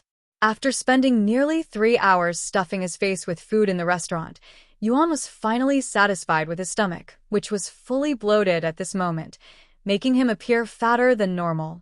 Unbelievable. Brother Yuan's stomach is a true mystery. Not only can you consume monster cores and feel perfectly fine, but you can also eat enough food to feed 10 whole families. Xiaohua stared at him with wide eyes. Ha ha ha. I don't usually eat so much, but for some reason when I swallow the food, it feels as though the food disappears before it even reaches my stomach. Yuan said. And my qi has increased significantly too. After consuming so much food, his qi experience has increased by 1 million, comparable to the Jade Frog's monster core. That's because of the food Brother Yuan ate. It's not ordinary food, but spiritual food, which is cooked from monsters and contains spiritual energy. Is that why it also tasted so good? Man, I should eat more of these so-called spiritual foods. Yuan said as he rubbed his stomach. However, when the bill appeared sometime later, Yuan immediately regretted eating so much. 500 gold coins. That's nearly everything I have. Why the hell is it this expensive? Did they miscalculate the bill? Yuan exclaimed with a terrified expression. Brother Yuan, did you order the food without looking at the prices? Spiritual food is considered luxury food, of course it would be expensive, and you ate so much of it. Xiaohua said to him. Yuan sighed and spoke. If it's like this, I'd rather hunt and cook my own food. That's an option, too. Xiaohua nodded. After all, it's just cooked monster meat. Then it's decided. In order to save money, I shall learn how to cook spiritual food. And he continued. By the way, are there any techniques that teach you how to cook? And he continued. By the way, are there any techniques that teach you how to cook? Xiaohua nodded and said, It'll cost you a few gold coins, but you can find these kinds of techniques in any cultivator market. Great. Then let's go shopping again after this. After paying the massive restaurant bill that depleted almost everything he's earned from selling the monster cores, Yuan and Xiaohua returned to strolling in the streets. Sometime later, they approached a store with a large sign that read Cultivator Essentials. Welcome to Cultivator Essentials. How may I assist you, young master? A pretty lady greeted him with a warm smile after noticing their presence. Hello. Do you sell cooking techniques in this place? Yuan asked her. Cooking techniques, huh? Give me a moment to check. The pretty lady then went to the back of the shop. A few minutes later, she returned with 3 books in her hand. We have 3 cooking techniques. Pick whichever is to your liking. Yuan looked at the 3 techniques before him. Thousand Knife Techniques, Heavenly Fire Control, Senior Wu's Recipes. Yuan made a weird expression after reading the title of these 3 books. Are they really cooking techniques? They look more like fighting techniques. And the last one, it's only a recipe book, right? The pretty lady behind the counter chuckled and she said, I can assure you that they are cooking techniques. If you aren't convinced, I can let you read a few pages for yourself. Really? Then excuse me. Yuan picked up the techniques and began reading them one at a time. A few minutes later, a notification appeared. You have learned Thousand Knife Technique. Thousand Knife Technique. Rank, Mortal. Mastery Level, 1. Description. Consumes 100 chi. Must wield a knife or dagger to activate. A common knife technique for chefs around the world. You have learned Heavenly Fire Control. Heavenly Fire Control. Rank, Mortal. Mastery Level, 1. Description. Consumes 10 chi per second. Allows you to control and adjust the temperatures of regular fire with your spiritual energy. You have read Senior Wu's Recipes. Your cooking knowledge has increased significantly. You have learned Cooking Skill. Cooking Skill. Mastery Level, 1. You have learned new cooking recipes. You can now cook Tier 1 spiritual food. Yuan did not mean to learn the techniques without paying, and he turned to look at the pretty lady with a worried face, but she appeared to be oblivious of what just happened. How much are these techniques again? He asked her with a shaky voice. 10 gold coins each. She quickly responded with a bright smile. Not wanting to feel like he'd just committed a robbery, Yuan decided to pay for these techniques even if it would cost him all of his remaining money. I will buy them, he said in a sighing voice, before taking out 30 gold coins and placing them on the counter. Thank you very much for your purchase, young master. The pretty lady immediately accepted his money with her face full of smiles. After buying the 3 cooking techniques, Yuan and Xiaohua left the shop. I only have 10 gold coins left. Yuan sighed deeply after taking a look into his empty wallet. Should Xiaohua give you some money? After all, she made Brother Yuan pay for her own share of food in the restaurant. Xiaohua said to him after seeing his saddened face. No, it's fine. You have already done enough for me. And it's about time for me to start helping you, even if it's as small as paying for your food. Yuan said. And if I really need money, I can just farm some more monster cores and sell them again. Don't mention it, Brother Yuan. It's only natural for Xiaohua to assist you as your servant. It's her responsibility, after all. Yuan showed a gentle smile on his face and said, Thank you, Xiaohua. But instead of a servant, you are like a little sister to me. Xiaohua, Brother Yuan's little sister? Really? She looked at him with sparkly eyes. That's right. Yuan nodded. That's why you should stop calling yourself my servant. Xiaohua quickly nodded with a blissful smile on her face. Okay. Then Xiaohua will be Brother Yuan's little sister starting now. Chapter 29. Leaving Spirit City. Xiaohua, it's about time for me to log off for dinner. I will be back later. Yuan said to her sometime after leaving the cultivator shop. Where will you go during my absence? He then asked her.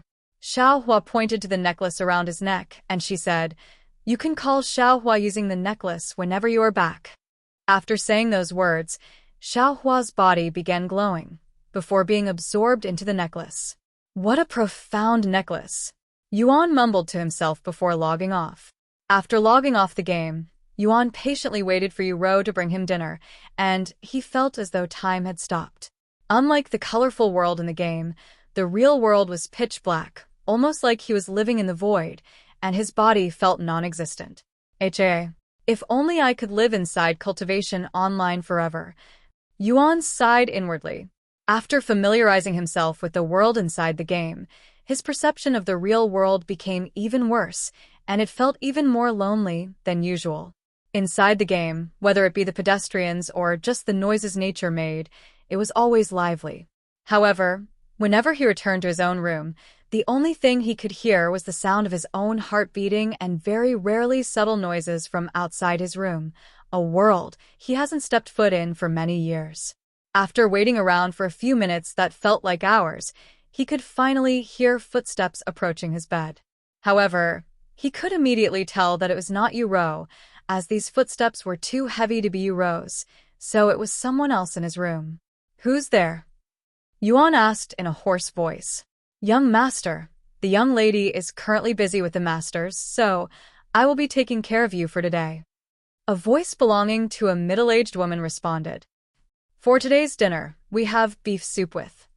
"It's fine," Yuan suddenly interrupted. "I am not hungry today. Even if you say that, I have a job to do." The person sighed in a troubled tone. "I won't repeat myself."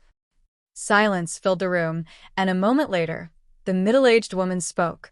"I understand. Please rest well, young master." The door closed a few seconds later, and Yuan could barely hear the person who just left coldly snorting in disdain. With that useless body, it's a miracle that he hasn't been tossed out of this house already. "I can still hear you, you know?" Yuan smiled bitterly. Since the only functioning part of his body were his mouth and ears, he has to rely on his hearing more than normal people, allowing him to hear things people normally wouldn't be able to. Perhaps my voice, even my ability to hear, might abandon me in the future, just like the rest of my body had. Sometime later, Yuan returned to Cultivation Online. However, he did not immediately call for Xiaohua, as he had spent a few minutes silently staring at this colorful world. "What am I doing? I don't have the time to be depressed. Every second I spend idling around is a second lost in this beautiful world. I may be useless and crippled in the real world, but I am not like that in this world." After calming down, Yuan summoned Xiaohua using the necklace. "You're back already, brother Yuan?" She looked at him with a pondering gaze. Despite Yuan's efforts to hide his emotions, Xiaohua was able to notice the sadness within his eyes at a single glance. "Are you okay, brother Yuan? You seem a bit sad." She asked him. "Don't worry about it. It's nothing I can't handle, and it'll quickly go away after I slay a few monsters," he said. Although she was worried, Xiaohua did not want to force him. If brother Yuan needs somebody to talk to, Xiaohua will always be by your side. Although she was worried, Xiaohua did not want to force him. If brother Yuan needs somebody to talk to, Xiaohua will always be by your side. "Thank you, Xiaohua. I will keep that in mind." Yuan smiled. Xiaohua nodded, and she said, "Then let's continue brother Yuan's training. Although you won't gain much from monsters' cores at the spirit apprentice levels, you can still improve your sword techniques. And once you are more experienced in combat, we can start looking for monsters at the spirit warrior realm. Then what are we waiting for?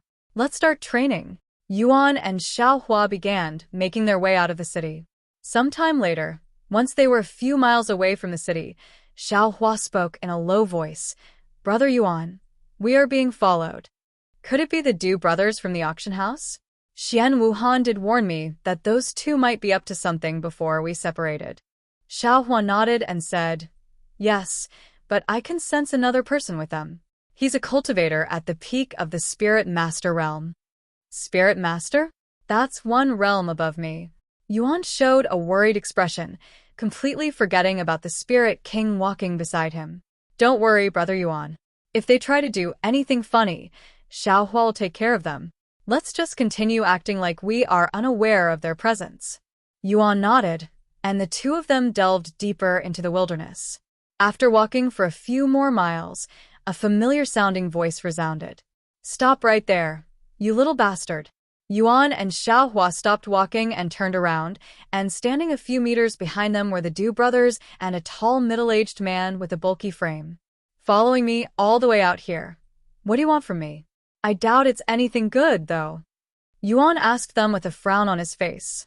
Since you dared to ruin my face in the auction house before so many people, and even directly in front of Lady Xian's presence, I will have you pay for it with your life. Du Hai spoke loudly, his face filled with anger. Chapter 30. 1 against 2. Wait a second, what do you mean I ruined your face? Your face looks perfectly fine. I didn't even touch you, Yuan said with a bewildered expression. If you are going to lie, at least do it better. That's not what I mean. Are you making fun of me, you bastard? Du Hai stomped his feet in anger, and he continued, because of you, my reputation was ruined. You even embarrassed me in front of Lady Xian. I won't forgive you even if you die. What an exaggeration. If you are going to kill someone just because they embarrassed you a little bit, you'll have to kill a lot of people in the future. That's going to be a hard lifestyle. Yuan shook his head, and he was unable to comprehend the thought process of these kinds of people. So what? I have already killed tons of people for messing with me, and it'll only get easier in the future. This is a world where the strong eats the weak, and where the weak has no privilege to complain. Yuan frowned and said, I don't care what kind of psychopathic world you live in, but I am not in a good mood today, so you should leave me out of it before I get angry. Ha ha ha. The Du brothers burst out laughing at his words, and they spoke. So, what if you get angry? What are you going to do to us? What can you do to us? You are a mere single spirit warrior, and we have 2 spirit warriors and 1 peak spirit master. Ha ha ha. I cannot believe that a nobody like you could be so entertaining. Well, since you made us laugh, we'll give you a quick and painless death. The Du brothers withdrew their swords and pointed them at Yuan. Yuan silently stared at the Du brothers with a grim expression, his aura slowly growing sharper and sharper, almost like a sword. When the spirit master saw this, he frowned and said to Du brothers, Young masters, don't underestimate him. He's emitting a powerful aura that doesn't suit his level. He might have the strength to fight those above his own level. So, what if he can fight people above his own level? We can also do the same. Du Bai scoffed. Are you looking down on us? Even though you are at the spirit master level, you are still just a mere guard that's hired by my family. Meanwhile, on the opposite side, Yuan asked Xiaohua, do you think I will be able to win against those 2? Both of them are in the 5th level spirit warrior realm. Although they're slightly better than the disciple you defeated before, it shouldn't be a problem for Brother Yuan. That's all I need to hear. Yuan nodded before retrieving his own sword. Oh, you also have a peak spirit grade weapon? I guess you really didn't wander into the VIP room by accident. Haha. However, unfortunately for you, having that sword won't change the outcome. The Du brothers then sheathed their swords and pulled out 2 peak spirit grade swords a few seconds later. I am going to warn you one last time. Do not force my hands. Yuan shouted at them with the sword in his hand tightly grasped. Enough bullshitting. Let's get him, Du Bai. Du Bai nodded, and the 2 of them began rushing at Yuan. This will be fun. A wide grin appeared on Yuan's face as he also stepped forward. A moment later, the 3 of them clashed, and Yuan maneuvered his sword like an expert, blocking both their sword strikes at once. Let's see how long you can keep this up. The Du brothers began releasing a torrent of sword strikes at Yuan. Ding, ding, ding. However, Yuan either deflected their attacks or perfectly blocked them, albeit barely. This is much more difficult than I'd expected. If I want to win this fight, I will have to be the aggressive one. After being on the defensive side for a few more strikes, Yuan suddenly stepped forward and began attacking the Du brothers, catching them off guard. What powerful blows! He's not an ordinary one. The Du brothers began sweating after tasting just a few of Yuan's sword strikes. Meanwhile, Xiaohua was not even paying attention to their fight, and she had her eyes on the spirit master this entire time, as she was prepared to kill him the moment he even tries to interfere with Yuan's fight. Just who is this brat? Which family does he belong to? To think he'd be able to fight the Du brothers by himself. And it even looks like he's slowly defeating them. The spirit master watched their fight with wide eyes filled with disbelief, and he began worrying that they might have picked the wrong person to fight with. The longer the spirit master watched Yuan's fight, the more shocked and worried he became. This young man is a genius. He's not only fighting back the young masters, but he's even growing stronger as he fights. He's a freaking monster. I cannot allow this to continue any longer, or the young masters will be in danger. The spirit master prepared to interrupt the fight, but he suddenly noticed an immense pressure not too far away, causing his eyes to shift to the small figure a few meters away, who was staring dagger at him. That little girl, she's an expert like me. The spirit master's back was instantly soaked in cold sweat after this realization. Anyone would think she was Yuan's little sister at glance, but to think that she would be his guardian instead. It was truly a shocking revelation. And he was certain that this little girl's cultivation base was much more formidable than his own, as not even spirit grandmasters would be able to emit such a terrifying invisible pressure. However, he cannot just stand there and watch the Du brothers die to Yuan, as their parents would surely kill him for failing to protect them. Chapter 31. Negotiations. Young lady, why don't we talk about this? The spirit master took the initiative to speak with Xiaohua, as he was certain that he would not be able to defeat Xiaohua in a fight, and if the Du brothers continued fighting Yuan, they would also lose to him sooner or later and lose their lives. With no more options at hand, he could only resort to pleading for their forgiveness, hoping that they would at least spare the Du brothers' lives. And he said, "Why don't we negotiate? If you let the young masters leave this place in one piece, the Du family will compensate you for the trouble they have caused for your young master." Let them go, you say? But they were the ones who willingly jumped at Brother Yuan. Xiaohua responded with a nonchalant expression. I won't deny that the young masters are the ones at fault here, but you gain nothing by killing them. In fact, if you kill them, regardless of your background, the Du family will do everything in their power to avenge their deaths, and I'm sure neither of you would want the entire Du family chasing after you. The Du family? I have never heard of them before, Xiaohua said. The spirit master was dumbfounded. Although the Du family is not the most powerful family in the world, they are considerably famous in the cultivation world with multiple experts at the rank of spirit grandmaster within their family, and even if someone does not know of their achievements, they would at least know of their reputation. Furthermore, if I kill all three of you, how will the Du family know who killed you? Even if one of you managed to escape, do you even know who we are? How are you going to find us? Xiaohua asked him with a cold gaze that did not fit her childish appearance. The spirit master's complexion immediately paled after hearing Xiaohua's word, and he began to realize the gravity of their situation. If Xiaohua kills the Du brothers, including him, who will tell the Du family about the culprits? Unless they can talk to ghosts, they will never find out the truth. Please have mercy, young lady. There is no need to spill blood over such a minor complication, right? At the end of the day, those two are only juniors who allowed their arrogance and pride to go to their head. There are many people like them out there, and I'm sure that even your young master has made mistakes before. The spirit master began pleading, and if not for Xiaohua's pressure on him, he would have kowtowed to her. Don't compare Brother Yuan to those two bullies. He's a kind brother who played with Xiaohua when nobody else would. Xiaohua suddenly shouted, accidentally emitting killing intent, which suffocated the spirit master. I can't breathe. The spirit master began choking. Meanwhile, right as Yuan knocked the Du brothers to the ground, he noticed the ominous aura behind him, causing him to turn around and look. Xiaohua. When he saw the unpleasant expression on Xiaohua's face, his initial thought was that the spirit master had done something to her, so he ignored the Du brothers and immediately rushed to her side. Are you okay, Xiaohua? Hearing Yuan's voice, Xiaohua snapped out of her rage and turned to look at him, who was staring at her with a worried expression. Are you hurt anywhere? He asked her, and she nodded. Xiaohua is okay, Brother Yuan. Is that so? That's great to hear, he sighed in relief.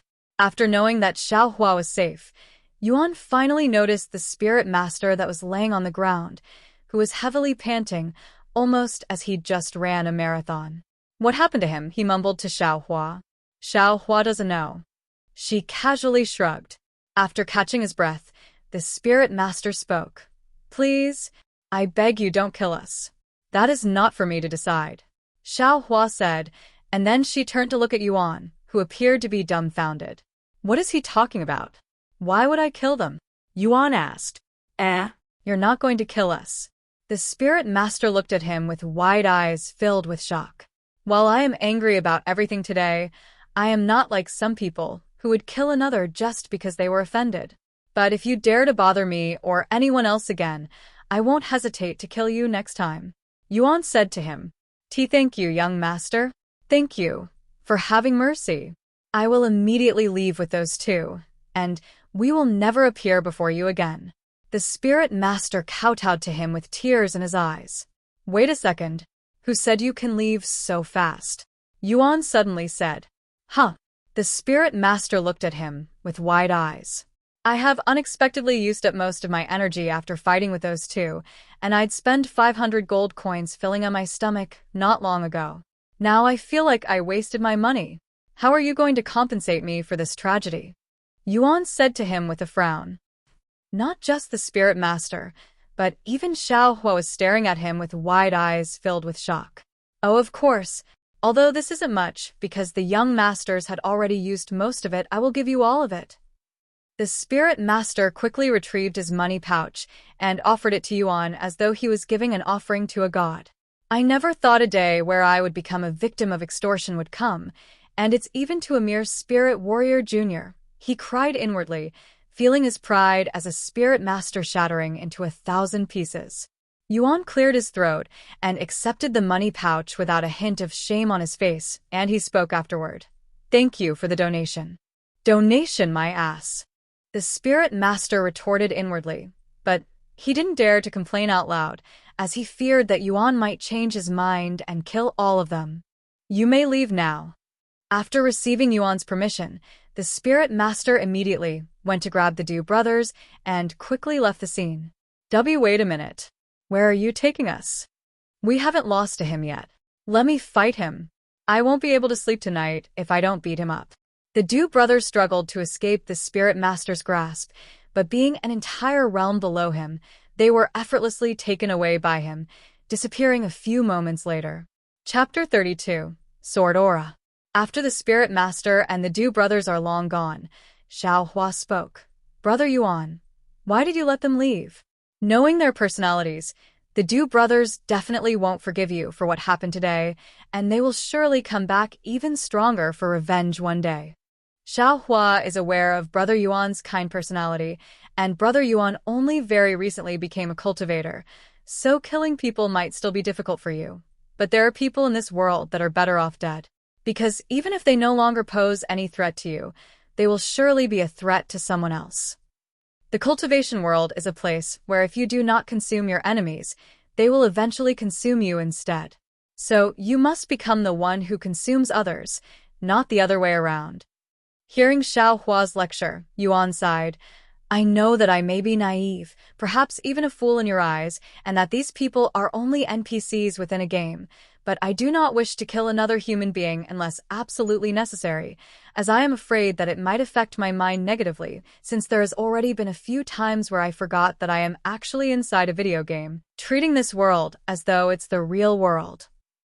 Xiao Hua listened to his words in silence, and although she only understood half of it, she knew what he was trying to say, and she said afterward, Brother Yuan, what you have experienced today is barely the tip of the cultivation world, and very common in our world.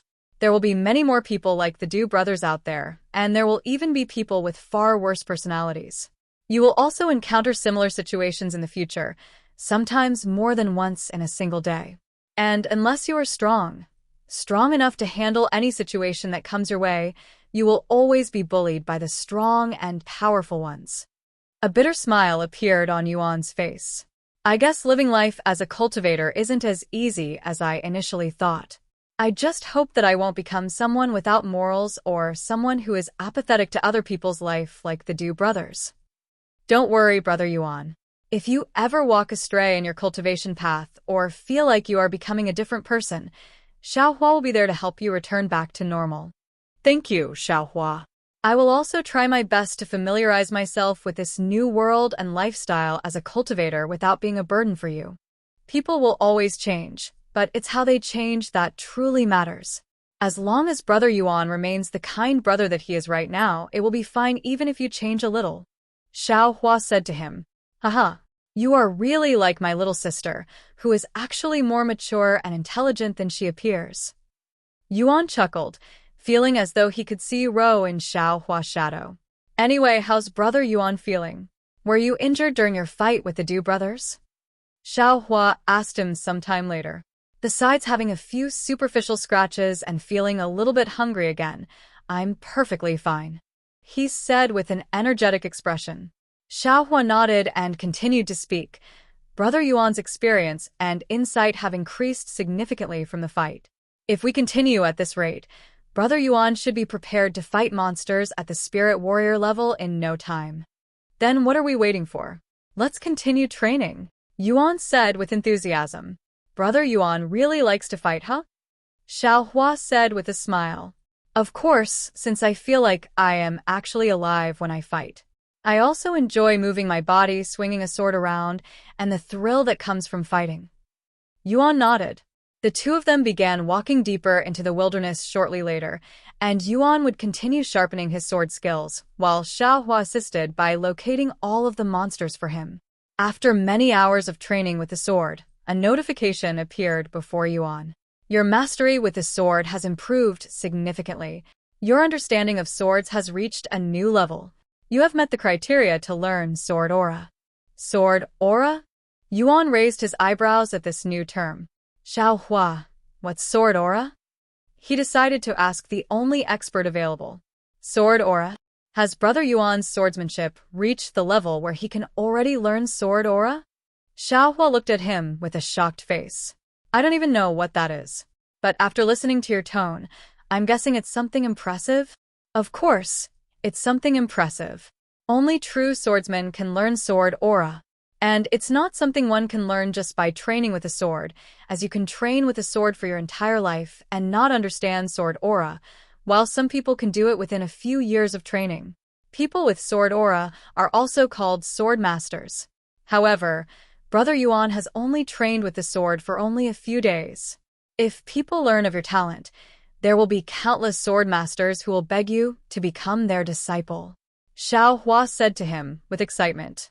You're praising me too much again. It's making me blush, Yuan said with a slightly rosy face. Then can you teach me how to use this Sword Aura? He asked her a moment later. Xiao Hua shook her head and said, That's not possible for Xiao Hua because she is not a sword master, so she does not understand Sword Aura. I see. Then how do people normally learn Sword Aura? Through training, Brother Yuan. Once you grasp the understanding of Sword Aura, it's only a matter of time before you learn it. In fact, all sword masters will eventually learn Sword Aura as long as they keep training with the sword. Xiao Hua said. Then I don't have to do anything special? Yuan asked, and Xiao Hua shook her head. I wonder how long it'll take for me to learn Sword Aura. Yuan pondered to himself as he stared at the sword in his hand with a dazed expression. If the Du brothers really decide to return for revenge, I will be ready for them, and I won't let them escape a second time. Chapter 33. Monster Slayer. After meeting the criteria for learning Sword Aura, Yuan and Xiao Hua continued to hunt monsters for a few hours. I have been training with the sword non-stop for 5 hours now, but I still cannot seem to learn this Sword Aura. Yuan sighed. It would be more shocking if Brother Yuan actually learned Sword Aura in such a short time. Even the top geniuses in the higher heavens need to train for many years before they can learn Sword Aura. Xiao Hua said to him, There's no need to be impatient, Brother Yuan. You are without a doubt a genius that was born with a high affinity with swords. If you train enough, you'll definitely learn Sword Aura sooner or later. Yuan nodded, and they returned to hunting more monsters. After killing a few monsters, a notification appeared before Yuan. Congratulations, you have slain a total of 1,000 monsters. You have gained the title, Novice Monster Slayer. Because of your title, Novice Monster Slayer, all of your damage dealt to monsters will be increased by 10%. Monsters will feel more pain from your attacks as your damage to them increases. This is my second title, and it even comes with a very beneficial effect. Yuan wondered to himself if titles are a common thing in Cultivation Online. Of course, due to the lack of guides for this game, he cannot know for sure without talking to other people or looking it up online. Sometime later, Xiaohua suddenly stopped moving and said, "Brother Yuan, there's a person ahead of us." "Oh, what's he doing?" Yuan asked. "He seems to be pacing back and forth in front of this cave entrance with a distressful expression on his face." Hearing Xiaohua's words, Yuan pondered, "Is he an NPC or a player? Let's go see the situation. If he's truly that worried, maybe there's something we can do to help him," he said. Xiaohua nodded, and they made their way toward this cave entrance. A few minutes later, a middle-aged man with a pale complexion entered their view, and the middle-aged man noticed them at the same time. "Ah, It appears that my pleading has finally reached the heavens. Please, esteemed cultivators, I need your help." The middle-aged man quickly approached them with teary eyes and a desperate expression. "What's the matter?" Yuan asked him. "My daughter. She was captured by a fearsome monster and was taken inside the cave. Please, can you help me by bringing her back? I will do anything in return for your help. Please, saviors." The middle-aged man even got on his knees and kowtowed to Yuan. "You have received a quest. Quest: Unknown Man's Plea. Location: Demonic Spider's Silent Cave. Difficulty: Medium. Quest description: Help the man by rescuing his daughter from the demonic spider." A quest. Yuan was immediately intrigued, as this is his first time encountering a normal quest. "Xiaohua, what's a demonic spider?" he decided to ask her first. Demonic spiders are intelligent and deceptive monsters that mostly dwell within caves like this one, and they are usually within the spirit warrior levels. Xiaohua said to him, "Do you think I can defeat a demonic spider at my current level?" Xiaohua nodded. "As long as its cultivation is below the 3rd level, it shouldn't be a problem for Brother Yuan." Yuan sighed in relief after hearing her words, and he looked at the middle-aged man and said, "Okay, we'll help you rescue your daughter. You have accepted the quest Unknown Man's Plea." "Oh, thank you." "Thank you very much, brave warrior. You can thank me after I return with your daughter," Yuan said to him before he approached the cave. "You are about to enter Demonic Spider's Silent Cave. Recommended level: 3rd level Spirit Warrior and above. Let's go, Xiaohua," Yuan said to her, who nodded with a mysterious glint in her gaze. Once Yuan and Xiaohua entered the cave shortly later, the middle-aged man standing outside cried inwardly, "Finally. I am finally free. This place isn't as dark as I'd expected," Yuan said after realizing that he was able to see inside clearly despite how dark it looked from outside. That's because all of Brother Yuan's senses have improved after becoming a cultivator, Xiaohua said. And then she continued, "By the way, Brother Yuan should be careful." "Huh? "Can you already sense the demonic spider?" However, Xiaohua shook her head and said, "That man outside, he lied to us." Yuan's eyes widened with surprise after hearing such words, and he asked, "W, what do you mean by that? Why would he lie to us?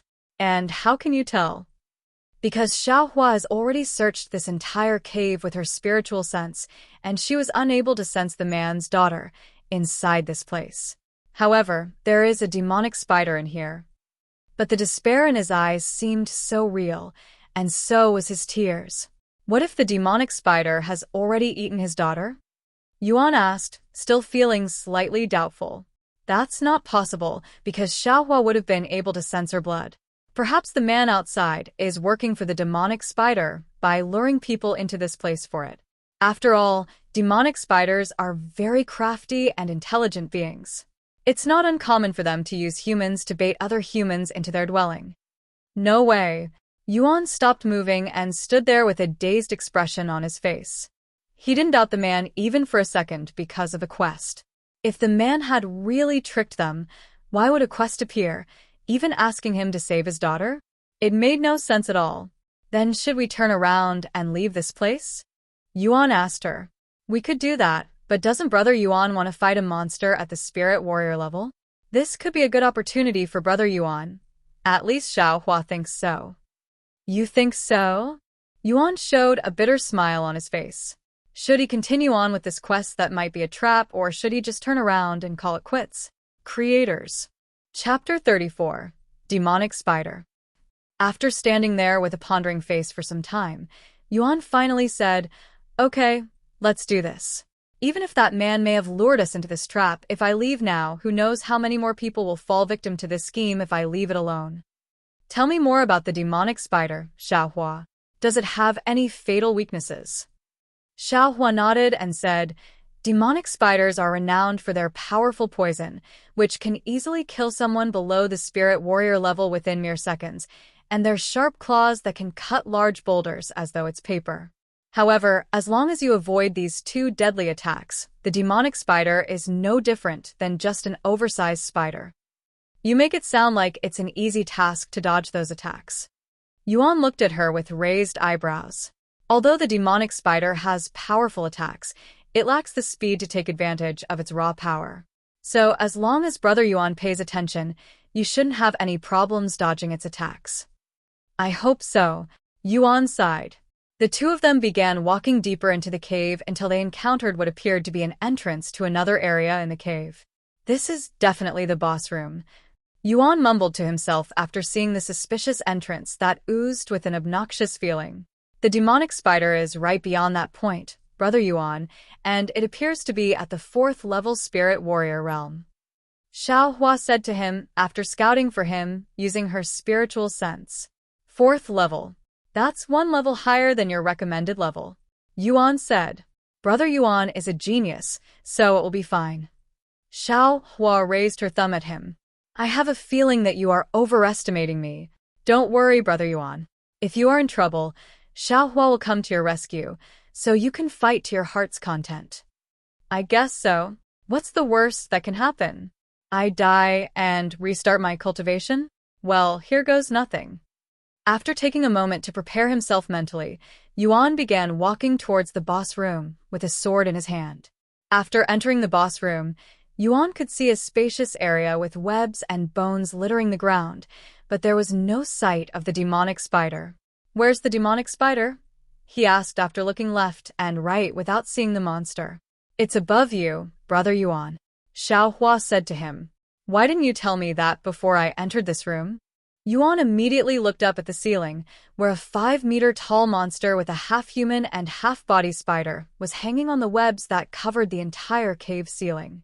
That thing is massive, Yuan exclaimed with a terrified expression, as he has never seen anything this terrifying before. Not only did it look like a monster straight out of a horror movie, but it also had 8 massive and sharp legs, and each of them was as big as Yuan's entire body. Be careful, Brother Yuan. It's coming. Right as Xiaohua warned him, the demonic spider kicked its legs and jumped at Yuan with its large mouth wide open. Oh shit. Yuan quickly jumped back. Boom. The demonic spider landed a moment later, destroying the solid ground with ease. Looks like we have quite the nimble one here. The demonic spider suddenly spoke in a hoarse voice. It can speak. Yuan was thoroughly shocked now, as he did not expect the demonic spider to suddenly start speaking in human language. Some demonic beings can gain the ability to speak once they reach a certain cultivation level. Xiaohua said to him, Since it can speak, I might as well question it. Yuan said, and he continued, Demonic spider? What happened to the daughter of the man outside? What you ask? I ate her, of course. Ha ha ha. The demonic spider burst out laughing, sending chills down Yuan's body. Children's meat smells and tastes the best, after all. Although I'd promised that man that I'd return his daughter if he brings me 10 humans, I simply couldn't resist my urges, and I consumed her flesh and bones on the 2nd day. The demonic spider held a blissful expression on its human-like face as it recalled eating the human girl. You bastard. Yuan narrowed his eyes in anger, and he emitted killing intent for the first time ever.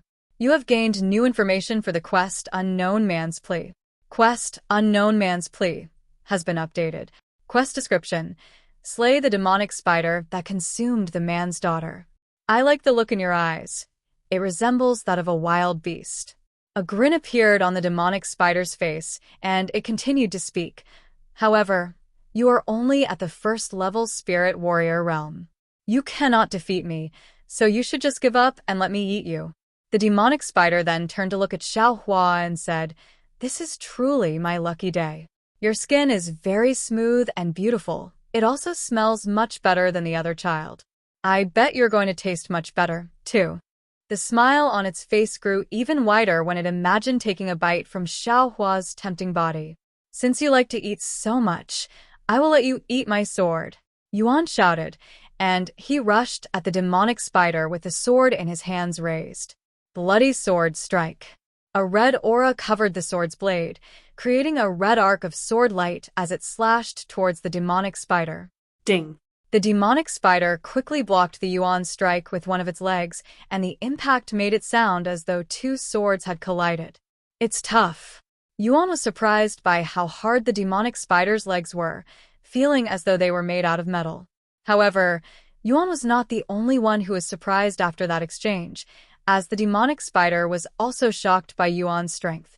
How does this human have such strength when he's only at the first-level spirit warrior realm? He'd even managed to cut my legs that are harder than steel in a single strike. The demonic spider looked at the sword cut with wide eyes filled with shock. Chapter 35. Poison Sac. "Looks like you have some ability, Cultivator."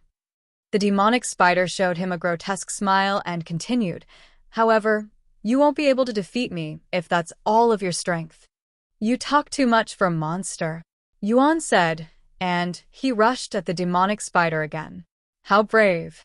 The demonic spider used its legs to sweep at Yuan, but he dodged it with ease.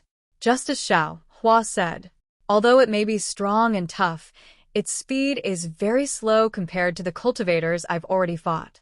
Yuan felt relieved inwardly after seeing that he could dodge the demonic spider's attacks with no problem. Bloody sword strike. Yuan activated his sword skill, and he aimed it directly at the demonic spider's face. "If I can't cut your legs, I will go straight for your face." Ding. The demonic spider used 2 more legs to block its face. "Ha ha ha. Did you forget that I have 8 limbs? Die for me." After blocking Yuan's attack, the demonic spider opened its mouth and spat out a lob of green liquid at him. Yuan's eyes widened at the green liquid that was flying towards his face, but he was not caught off guard, as he'd been watching the demonic spider's every movement very carefully.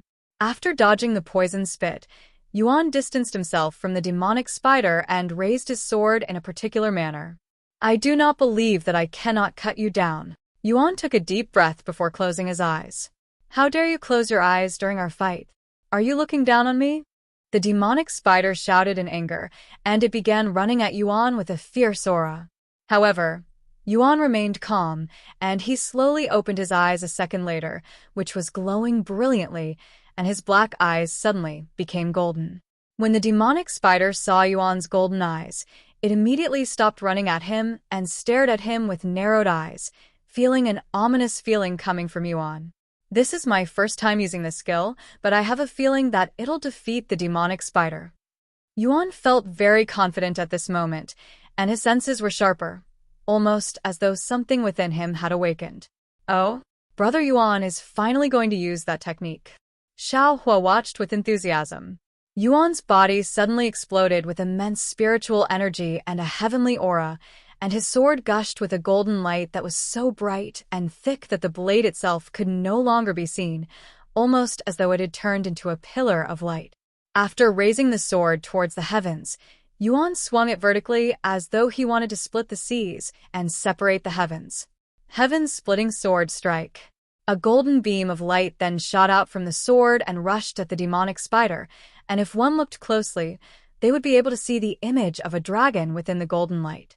The demonic spider watched the golden beam flying towards it with wide eyes, and it wanted to dodge it, but for some odd reason, it was unable to move its muscles, much less its legs, almost as though there were invisible chains bounding its body.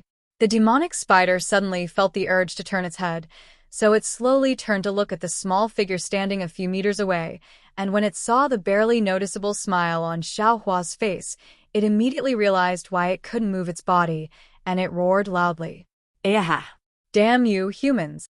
When the golden light finally reached the demonic spider, it consumed the demonic spider's figure, before destroying its body into a million pieces until there was nothing left of its existence. However, the golden light did not stop even after erasing the demonic spider and continued to fly towards the end of the cave. Boom. The entire cave shook violently as Yuan's sword strike created a massive hole in the cave. Congratulations! Player Yuan has become the first player to kill the elite boss, Demonic Spider. Congratulations! Player Yuan has become the first player to conquer the Demonic Spider's silent cave. 2 announcements appeared in the sky for every player in the world to see. Meanwhile, inside the Demonic Spider's silent cave, Yuan silently stared at the gaping hole in the cave, seemingly surprised by the heaven-splitting sword Strike's prowess. As expected of a divine rank skill, its ability is through the roof. Yuan mumbled in a dazed voice. Sometime later, Xiaohua approached Yuan with 2 items in her hand, and she said, "Brother Yuan." The demonic spider dropped its monster core and a poison sac. "Oh, thank you." Yuan accepted the monster core without hesitation, but then looked at the poison sac with a worried expression.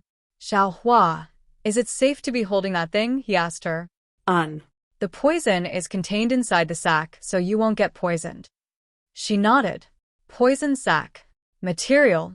Description: a rare item dropped by demonic spiders. It can be used to enchant weapons or used to create poison pills. "Anyway, let's get out of here," Yuan said. The 2 of them began making their way out of the cave, and a few minutes later, they reached the exit. "Why you are? What happened? Where's my daughter?" When the middle-aged man saw Yuan, his eyes widened with shock. Why is he still alive? What happened to the demonic spider? Seeing the middle-aged man, Yuan immediately frowned and said to him, "How dare you lie and bait us? You never wanted us to save your daughter." The middle-aged man immediately got on his knees and kowtowed to them. "I'm sorry, cultivators. I had no choice because the demonic spider has my daughter. It said that if I brought 10 humans to it, it would let my daughter live." Yuan shook his head and said, "Just like how you'd lied to us, the demonic spider also lied to you. It never planned on keeping its words. Your daughter, she was eaten by it on the 2nd day." "And no, impossible." The middle-aged man looked at Yuan with disbelief, and he begged Yuan in a voice filled with desperation. "Please, that cannot be true. She must be in there somewhere. I don't gain anything by lying to you. If you do not believe me, you can go inside and check for yourself. I have already killed the demonic spider, so you don't have to worry about." Before Yuan could even finish his sentence, the middle-aged man got up and rushed into the cave, disappearing into the darkness. Chapter 36. Consuming the demonic spider's monster core. Many minutes have passed since the middle-aged man rushed inside the demonic spider's silent cave to look for his daughter. Meanwhile, Yuan and Xiaohua waited for him outside. "I wonder how much qi I will gain by consuming the demonic spider's monster core." Yuan thought to himself with a shiny monster core in his hands, preparing to pop it into his mouth like eating hard candy. When Xiaohua noticed Yuan staring at the demonic spider's monster core with craving eyes, she asked him, "Brother Yuan, are you going to eat the monster core?" Although Brother Yuan can eat Spirit Apprentice level monster cores without any problems, Xiaohua is worried that Spirit Warrior level monster cores may contain too much qi for you to consume. "We won't know that until I try it, right?" Yuan said. "That is true, but..." Xiaohua still wore a worried expression. Yuan then said with a confident smile, "Don't worry, Xiaohua. I have faith in my stomach. But the qi goes to your dantian, not your stomach, Brother Yuan. It's not food, after all." Xiaohua said to him with a dumbfounded face. "What's the difference?" Yuan raised his eyebrows. The dantian is every cultivator's source of power and where you store your qi. Without it, one cannot cultivate qi. And any damage done to one's dantian is incredibly hard to heal. That's why every cultivator cares for their dantian more than their own life, because they rather die than live life as a cripple. Xiaohua explained to him the importance of one's dantian. If one cannot cultivate, they are considered a cripple in this world, and people would rather die than to live as a cripple. That's bullshit.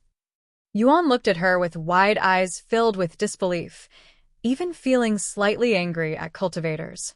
As a cripple himself, Yuan couldn't help but feel offended to hear that cultivators would rather die than being a cripple. In fact, he doesn't even consider people who cannot cultivate to be real cripples, even finding it incredibly disrespectful. So, what if one cannot cultivate? That does not mean they should die.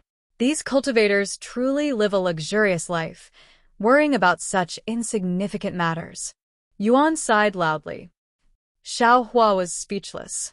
Although it may not be of any importance to Yuan, who grew up in a world without any cultivation and in a relatively peaceful world, in the cultivation world, whether one can cultivate or not was a matter of life or death, because if one cannot cultivate, they will remain weak forever and will eventually be consumed by the stronger people who can cultivate. Brother Yuan may not understand the importance of cultivation now, but once he grows stronger and experiences more of the cultivation world, he'll see the real ugliness of this world. Xiaohua pondered to herself, and while Xiaohua was thinking to herself, Yuan tossed the monster core in his mouth. Brother Yuan. Xiaohua's heart skipped a beat after seeing this. No matter how many times she has witnessed Yuan eating monster cores, she could not get used to such an abnormal scene and would always feel nervous afterward. Calm down, Xiaohua. I am fine, Yuan said to her as he savored the sweet taste in his mouth. Just like Spirit Apprentice level monster cores, the demonic spider monster core melted into a sweet substance the moment it touched his tongue. After swallowing the demonic spider's monster core, Yuan could feel an enormous power growing from within his body, causing his aura and cultivation to skyrocket. Heaven Refining Physique activated. Less than 153,840,000 chi has been refined from the demonic spider's monster core. 38 for 60,000/38 for 60,000. You have absorbed enough chi for a breakthrough. You have reached the second level Spirit Warrior. +1, 500 stats. 70, 692, 000/70, 692, 000. You have absorbed enough chi for a breakthrough. You have reached the third level Spirit Warrior. +2, 000 stats. 153, 840, 000/153, 840, 000. You have absorbed enough chi for a breakthrough. You have reached the fourth level Spirit Warrior. +2, 500 stats.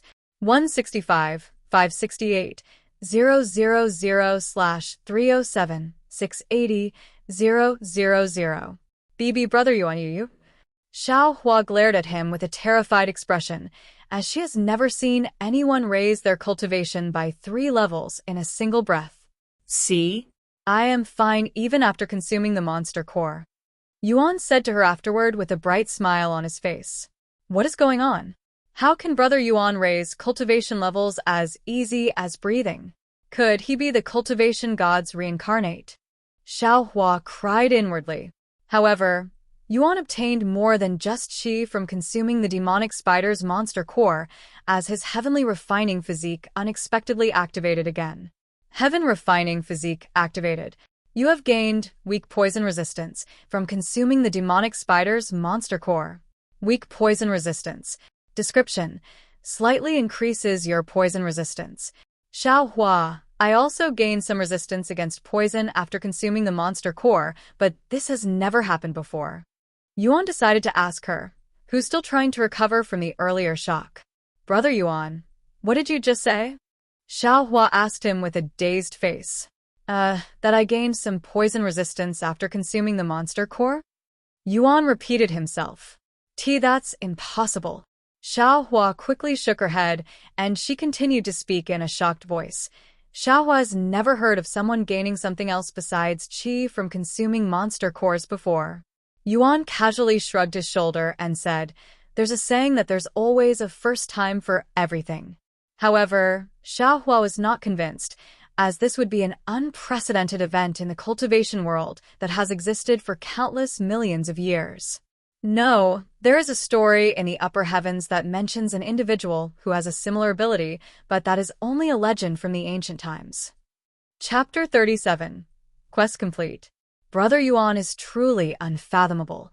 Xiao Hua could barely stand still at this moment, feeling as though her common sense regarding the cultivation world had been flipped upside down by Yuan's profound existence.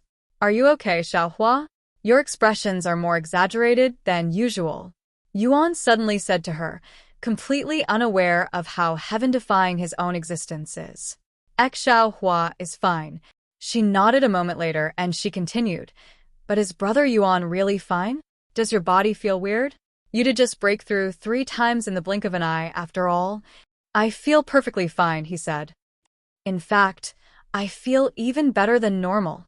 And then he said, by the way, Xiao Hua, remember that spirit crystal you bought from the auction house? Since it's similar to a monster core, maybe I can eat it too. When Xiao Hua heard his words, she immediately shook her head with a horrified expression and spoke in a stern voice. Absolutely not, Brother Yuan. You cannot eat the spirit crystal. It contains spiritual energy that rivals even spirit grandmasters. And it's nothing like a monster core. Brother Yuan will definitely explode into a million pieces after eating it. If you say so, Yuan said with a slightly disappointed expression as he was curious about the spirit crystal's taste. A few minutes later, Xiao Hua suddenly said, Brother Yuan, he's coming back. Yuan turned to look at the cave, and the middle-aged man slowly walked out of the cave with an emotionless expression, almost as though he'd lost all of his will to continue living. When Yuan saw the hopelessness in the middle-aged man's blank eyes, he also felt a slight pain in his heart, as he understood what the middle-aged man was feeling at this moment very well. After living for so many years as a cripple who cannot even leave his own bed without another's assistance, even the world's toughest man would experience depression, much less someone as young and innocent as Yuan, and it was inevitable that he would have thoughts about ending his own life to make things easier for his little sister. That man, he's lost the will to live, Yuan mumbled in a low voice. If only there's something we can do to relieve that sorrow. Xiao Hua gently shook her head and spoke. There is nothing we can do for him, Brother Yuan. This is the harsh reality for those without power. The weak will be consumed by the strong. There's only one way to avoid this kind of situation, and that is to become strong enough to protect the things you love. Yuan was speechless, but he was beginning to understand this world better and why people, cultivators, thirst for power. If one was weak, they might experience the same situation as this middle-aged man, losing their loved ones to a stronger existence that's beyond their own abilities. And somewhere within Yuan's heart, the desire for strength, the desire to protect this peaceful life he's living, began to bud. You're still here. The middle-aged man stopped in front of Yuan and Xiao Hua. I'm sorry for your loss. If only I came to this place earlier. Yuan sighed. The middle-aged man shook his head and spoke in a low voice. No, this is entirely my fault. If only I didn't bring her to this dangerous place to pick herbs with me. But for poor people like us, this is the only way for us to continue living. Anyway, I would like to apologize for tricking you into the demonic spider's cave. The middle-aged man got on his knees and kowtowed to them with a sincere feeling, not daring to lift his head even many moments later. Please, you don't need to apologize for something you were forced to do. If I were in your shoes, I would have done the same thing. Yuan said while pulling the man off the floor. Then allow me to thank you for killing the demonic spider, for avenging my daughter's death. The middle-aged man reached into his pockets before taking out a beautiful plant with 7 colorful leaves that resembled a rainbow. That's the 7-colored herb, Brother Yuan. Xiao Hua immediately recognized this beautiful plant and said in an excited voice while pulling his sleeves. Is it valuable? He asked. The 7-colored herb is an extremely rare medicine that does not grow in any specific location in this world. Most people live their entire life without seeing one. It's a priceless treasure, she said. Are you sure that you want to part with such a precious item? Yuan asked the middle-aged man, feeling hesitant about accepting such a priceless treasure. Don't you need money? If you sell it. However, before Yuan could even finish a sentence, the middle-aged man shook his head and said, Without my daughter, I no longer have any need for money. And this medicine was found by my daughter. I'm sure that she would want you to have it too. Please, young man, accept it. The man lowered his head and extended his arms until the seven-colored herb was right before Yuan's body. Seeing this, Yuan sighed and accepted the herb. Thank you. Once Yuan accepted the seven-colored herb, the middle-aged bowed to him one last time before turning around and walking away. Please wait, Yuan suddenly shouted at him. When the man stopped walking and turned around, Yuan tossed a small pouch at him and said, It may be nothing compared to your gift, but I hope you can live a carefree life for the rest of your life. The middle-aged man did not say anything and merely nodded his head before disappearing into the woods.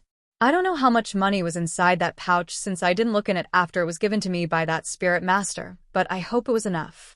Yuan sighed afterward. Don't worry, Brother Yuan. There was plenty of money inside. Xiao Hua said with a smile.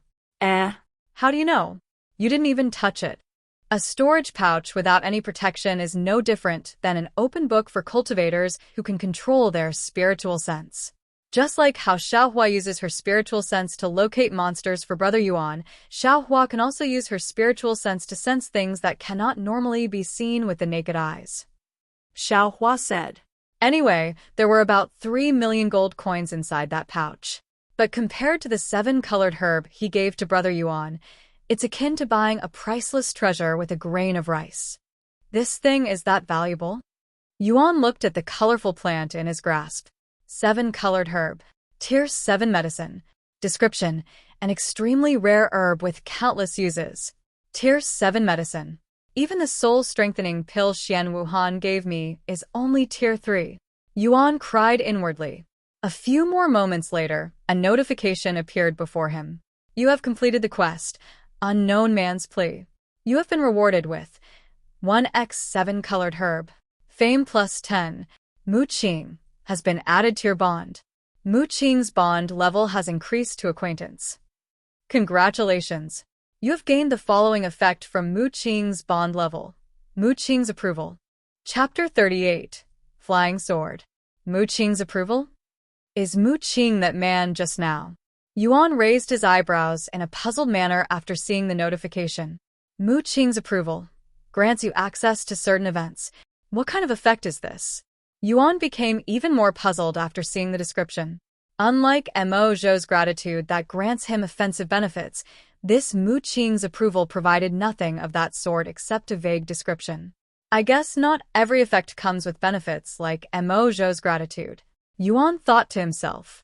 Xiao Hua, now that I have defeated a monster at the spirit warrior level, do you think I am ready to fight other monsters at the same level? Yuan asked her sometime later. But spirit warrior level monsters don't usually roam in this area. The demonic spider must have been a special occasion. If Brother Yuan wants to fight spirit warrior level monsters, we will have to travel further south to the purple bamboo forest. There we can find monsters between the first level and the third level spirit warrior. How far away is this place? Yuan asked. A few thousand miles, she casually responded. A few thousand? Yuan's eyes widened with shock, as that was akin to traveling from one continent to another in the real world. How long would it take for them to get there without a plane or any vehicle? And how are we going to get there? He decided to ask her. We fly, of course. Xiao Hua calmly responded. Unless Brother Yuan wants to run there, which will take a couple of days. Wait a second, did you just say fly? You can fly.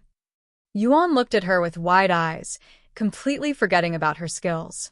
Xiao Hua nodded and said, once a cultivator reaches the spirit grandmaster level, they can manipulate the spiritual energy within their body and their surroundings and soar in the sky. Of course, there are talented individuals out there who can fly before reaching the spirit grandmaster level. But since Brother Yuan can't fly yet, Xiao Hua will carry you with a flying sword. After saying those words, Xiao Hua retrieved a sword from her storage pouch and tossed it in the air. One would expect the gravity to pull the sword towards the ground, but the sword actually remained suspended in the air, almost as though there was an invisible hand holding it. Oh my god! Yuan stared at the floating sword with bright eyes. He has been wanting to try something like this ever since he saw that cultivator floating in the sky while standing on his sword when he first arrived in this world. However, he didn't expect that such an opportunity would arise so fast. "You're the best, Xiaohua. I love you." Yuan went to hug her out of sheer excitement. Oh, Xiaohua's soft cheeks turned slightly rosy after the hug. "Anyway, how do I do this? Do I just jump on the sword?" Yuan asked her afterward. "Yuan." Xiaohua nodded and she spoke. "Because Xiaohua will control the sword for Brother Yuan, you will only need to control the spiritual energy in your legs and feet, or you will fall off the sword in the air." "Okay, let's give this a try." Yuan immediately turned to face the flying sword with excitement in his gaze. After preparing himself, he jumped on the sword. Ah! Yuan immediately fell off the sword a second later due to a mistake in his balancing. "This is harder than I'd thought," Yuan said, but he did not lose hope and tried again. Ack. Ugh. Oof. After many trials and errors that resulted in his face kissing the ground, Yuan finally began getting used to controlling his spiritual energy and balancing himself on the sword. "Look, I am floating," Yuan spoke with excitement after standing on the flying sword without falling for over a minute. Seeing this, Xiaohua said, "Xiaohua will move the sword now. Try to stay on the sword, Brother Yuan. Do it slowly," he quickly warned her. A second later, the flying sword began moving very slowly, traveling a single meter every few seconds. "Ha ha ha, I am doing." Just as Yuan prepared to celebrate his achievement, he lost control over his spiritual energy and fell off the sword again. "Don't worry, Brother Yuan. You'll get used to it," Xiaohua encouraged him. Thus, Yuan began training with this flying sword for the remainder of the day. After many hours of training, Yuan was finally able to remain standing on the sword even when it was flying at 100 miles per hour. However, any faster than that, and he would fall right off the sword. By the end of the day, Yuan could finally withstand the flying sword traveling over 300 miles per hour. Of course, he still needed Xiaohua to control the sword for him. "Okay, Xiaohua, it's about time for me to log off. We can start traveling to the purple bamboo forest after I return," Yuan said to her at the end. Xiaohua nodded before returning to the necklace, and Yuan logged off shortly later. After logging off, Yuan could already hear the sound of gentle footsteps approaching his room, and he immediately knew it was Yuro. Once the door to his room opened, Yuro's soft voice resounded. "I apologize for not being able to take care of you yesterday, brother. There's no need for you to apologize. Even you need to rest on some days. Anyway, are you okay? I heard from the maid that you were speaking with father and mother," Yuan said to her. Haha. A low-spirited laugh escaped from Yuro's mouth, and she spoke. Instead of speaking, it was more like being scolded. You were scolded? Now that's something you won't hear every day. What did you do?" Yuan was surprised to learn that Yuro had been scolded, as she was the role model type of girl who's always respectful and obedient towards her parents. "Well, my grades in school dropped a little bit, enough for me to get scolded." Although Yuan couldn't see her expression, he could hear the bitterness in her voice. "I see. Our parents are very strict when it comes to performance, after all," Yuan said. "They can be too strict at times." She sighed. "Anyway, let's not talk about such a depressing subject. Why don't you tell me about your experience with Cultivation Online while I help you clean? How are you enjoying the game so far?" Yuro asked him a moment later. To say I am enjoying it is an understatement, Yuan quickly said. "Oh, tell me more about it." Yuro smiled after hearing his voice that was filled with excitement and happiness, which was an unfamiliar feeling even for her.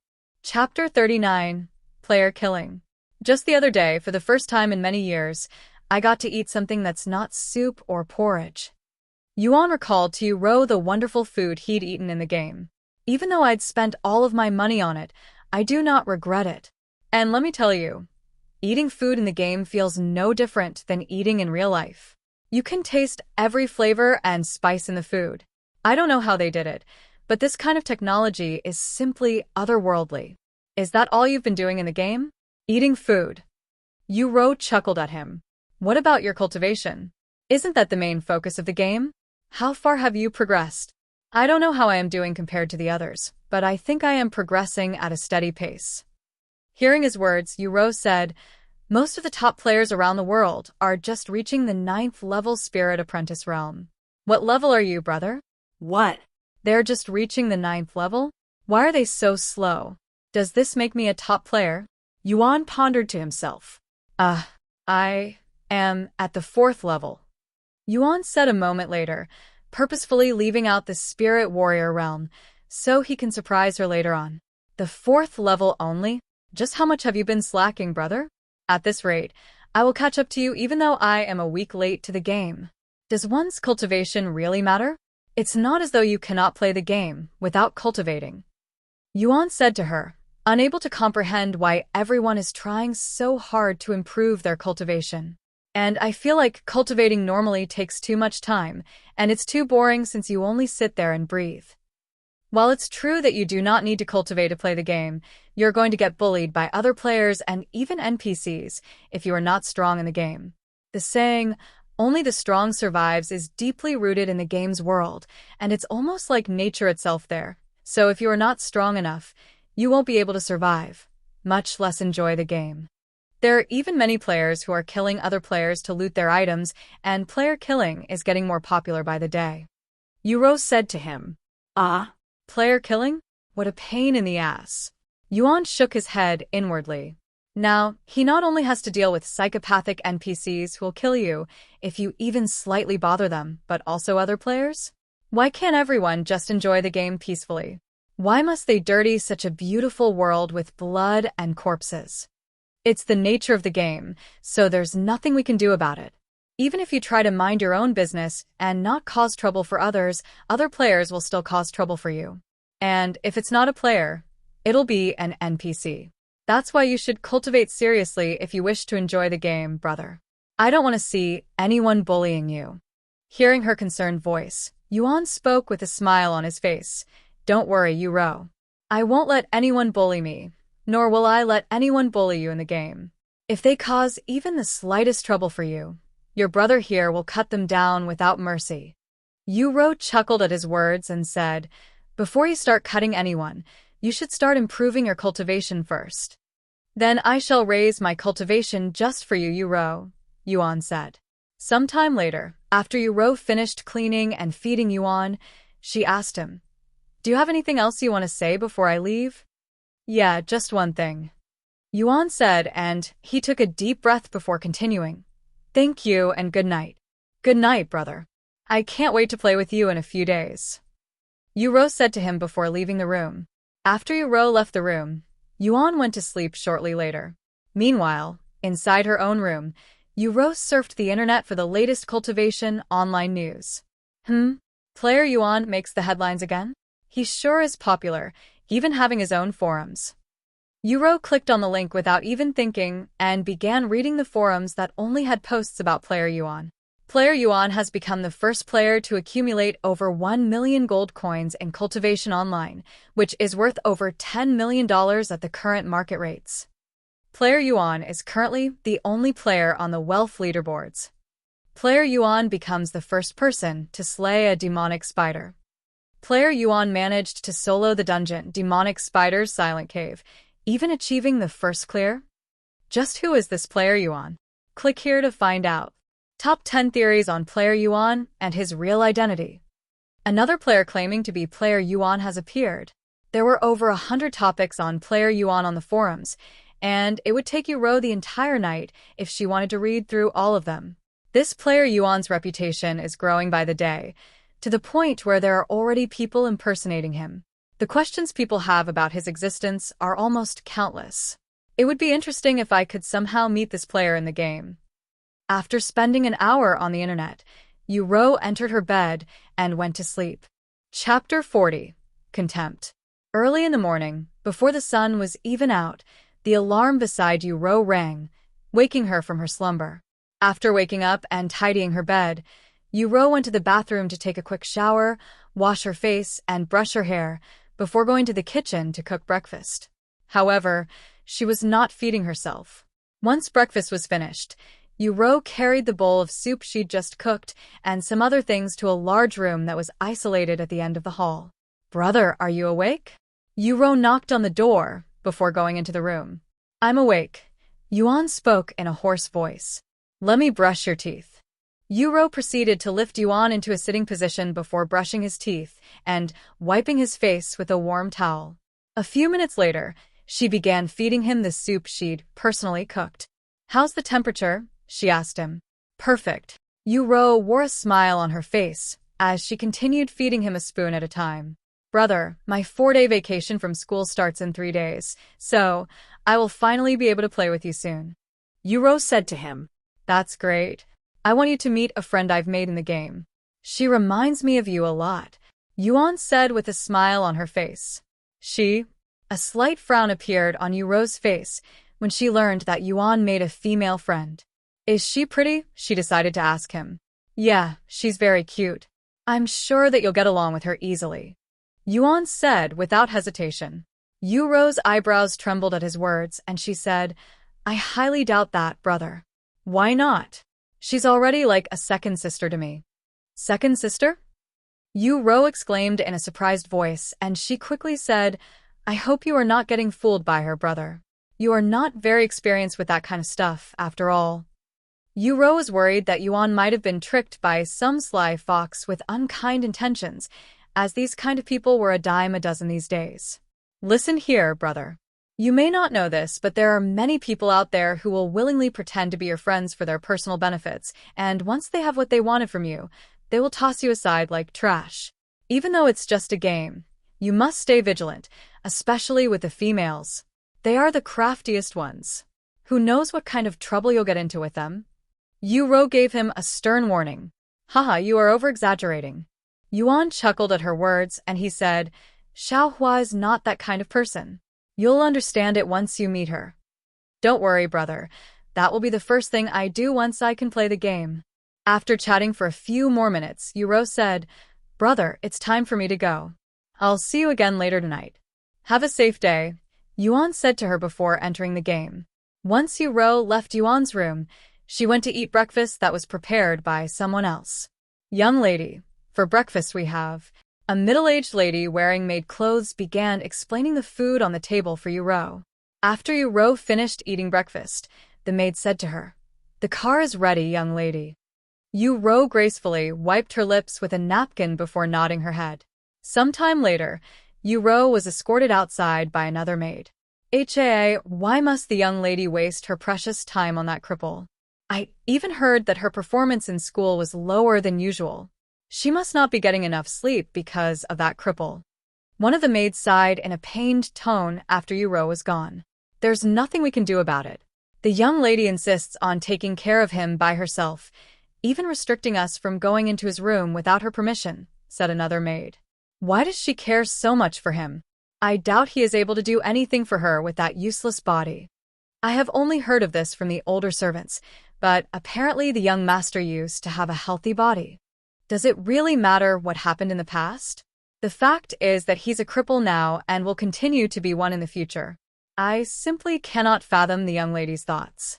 She could easily gather countless men with her status and beauty, yet she'd rather spend her time with a bed-stricken cripple who might die at any moment. You should really watch your mouth. If the young lady hears such words, losing your job will be the least of your worries. While the maids in the house talked behind Yuan's back, Yuan was having the time of his life soaring besides the clouds in the sky on a flying sword. Woohoo! This is the best feeling ever. Yuan shouted from excitement as he flew over mountains and rivers, feeling as free as a bird. Be careful, brother Yuan. You'll fall if you lose control of your spiritual energy. Xiaohua warned him from behind. And unlike Yuan, who needed the assistance of the flying sword to fly, she was flying in the air with just her spiritual energy alone. I don't understand why anyone would walk if they can just ride these things. If I could fly, I'd be flying everywhere, even in the streets. Flying gets tiring if you do it for too long, and it consumes too much spiritual energy. Most people would rather save as much spiritual energy as they can in case they run into trouble. And because not many people have reached the Spirit Grandmaster level in this place, we will barely run into any cultivators who can fly. Xiaohua explained to him. I see. Anyway, how long before we reach our destination? Yuan asked her. We will arrive in a few hours. But we'll also take short breaks in between because Brother Yuan cannot remain on the sword for long. Sounds good. Yuan nodded.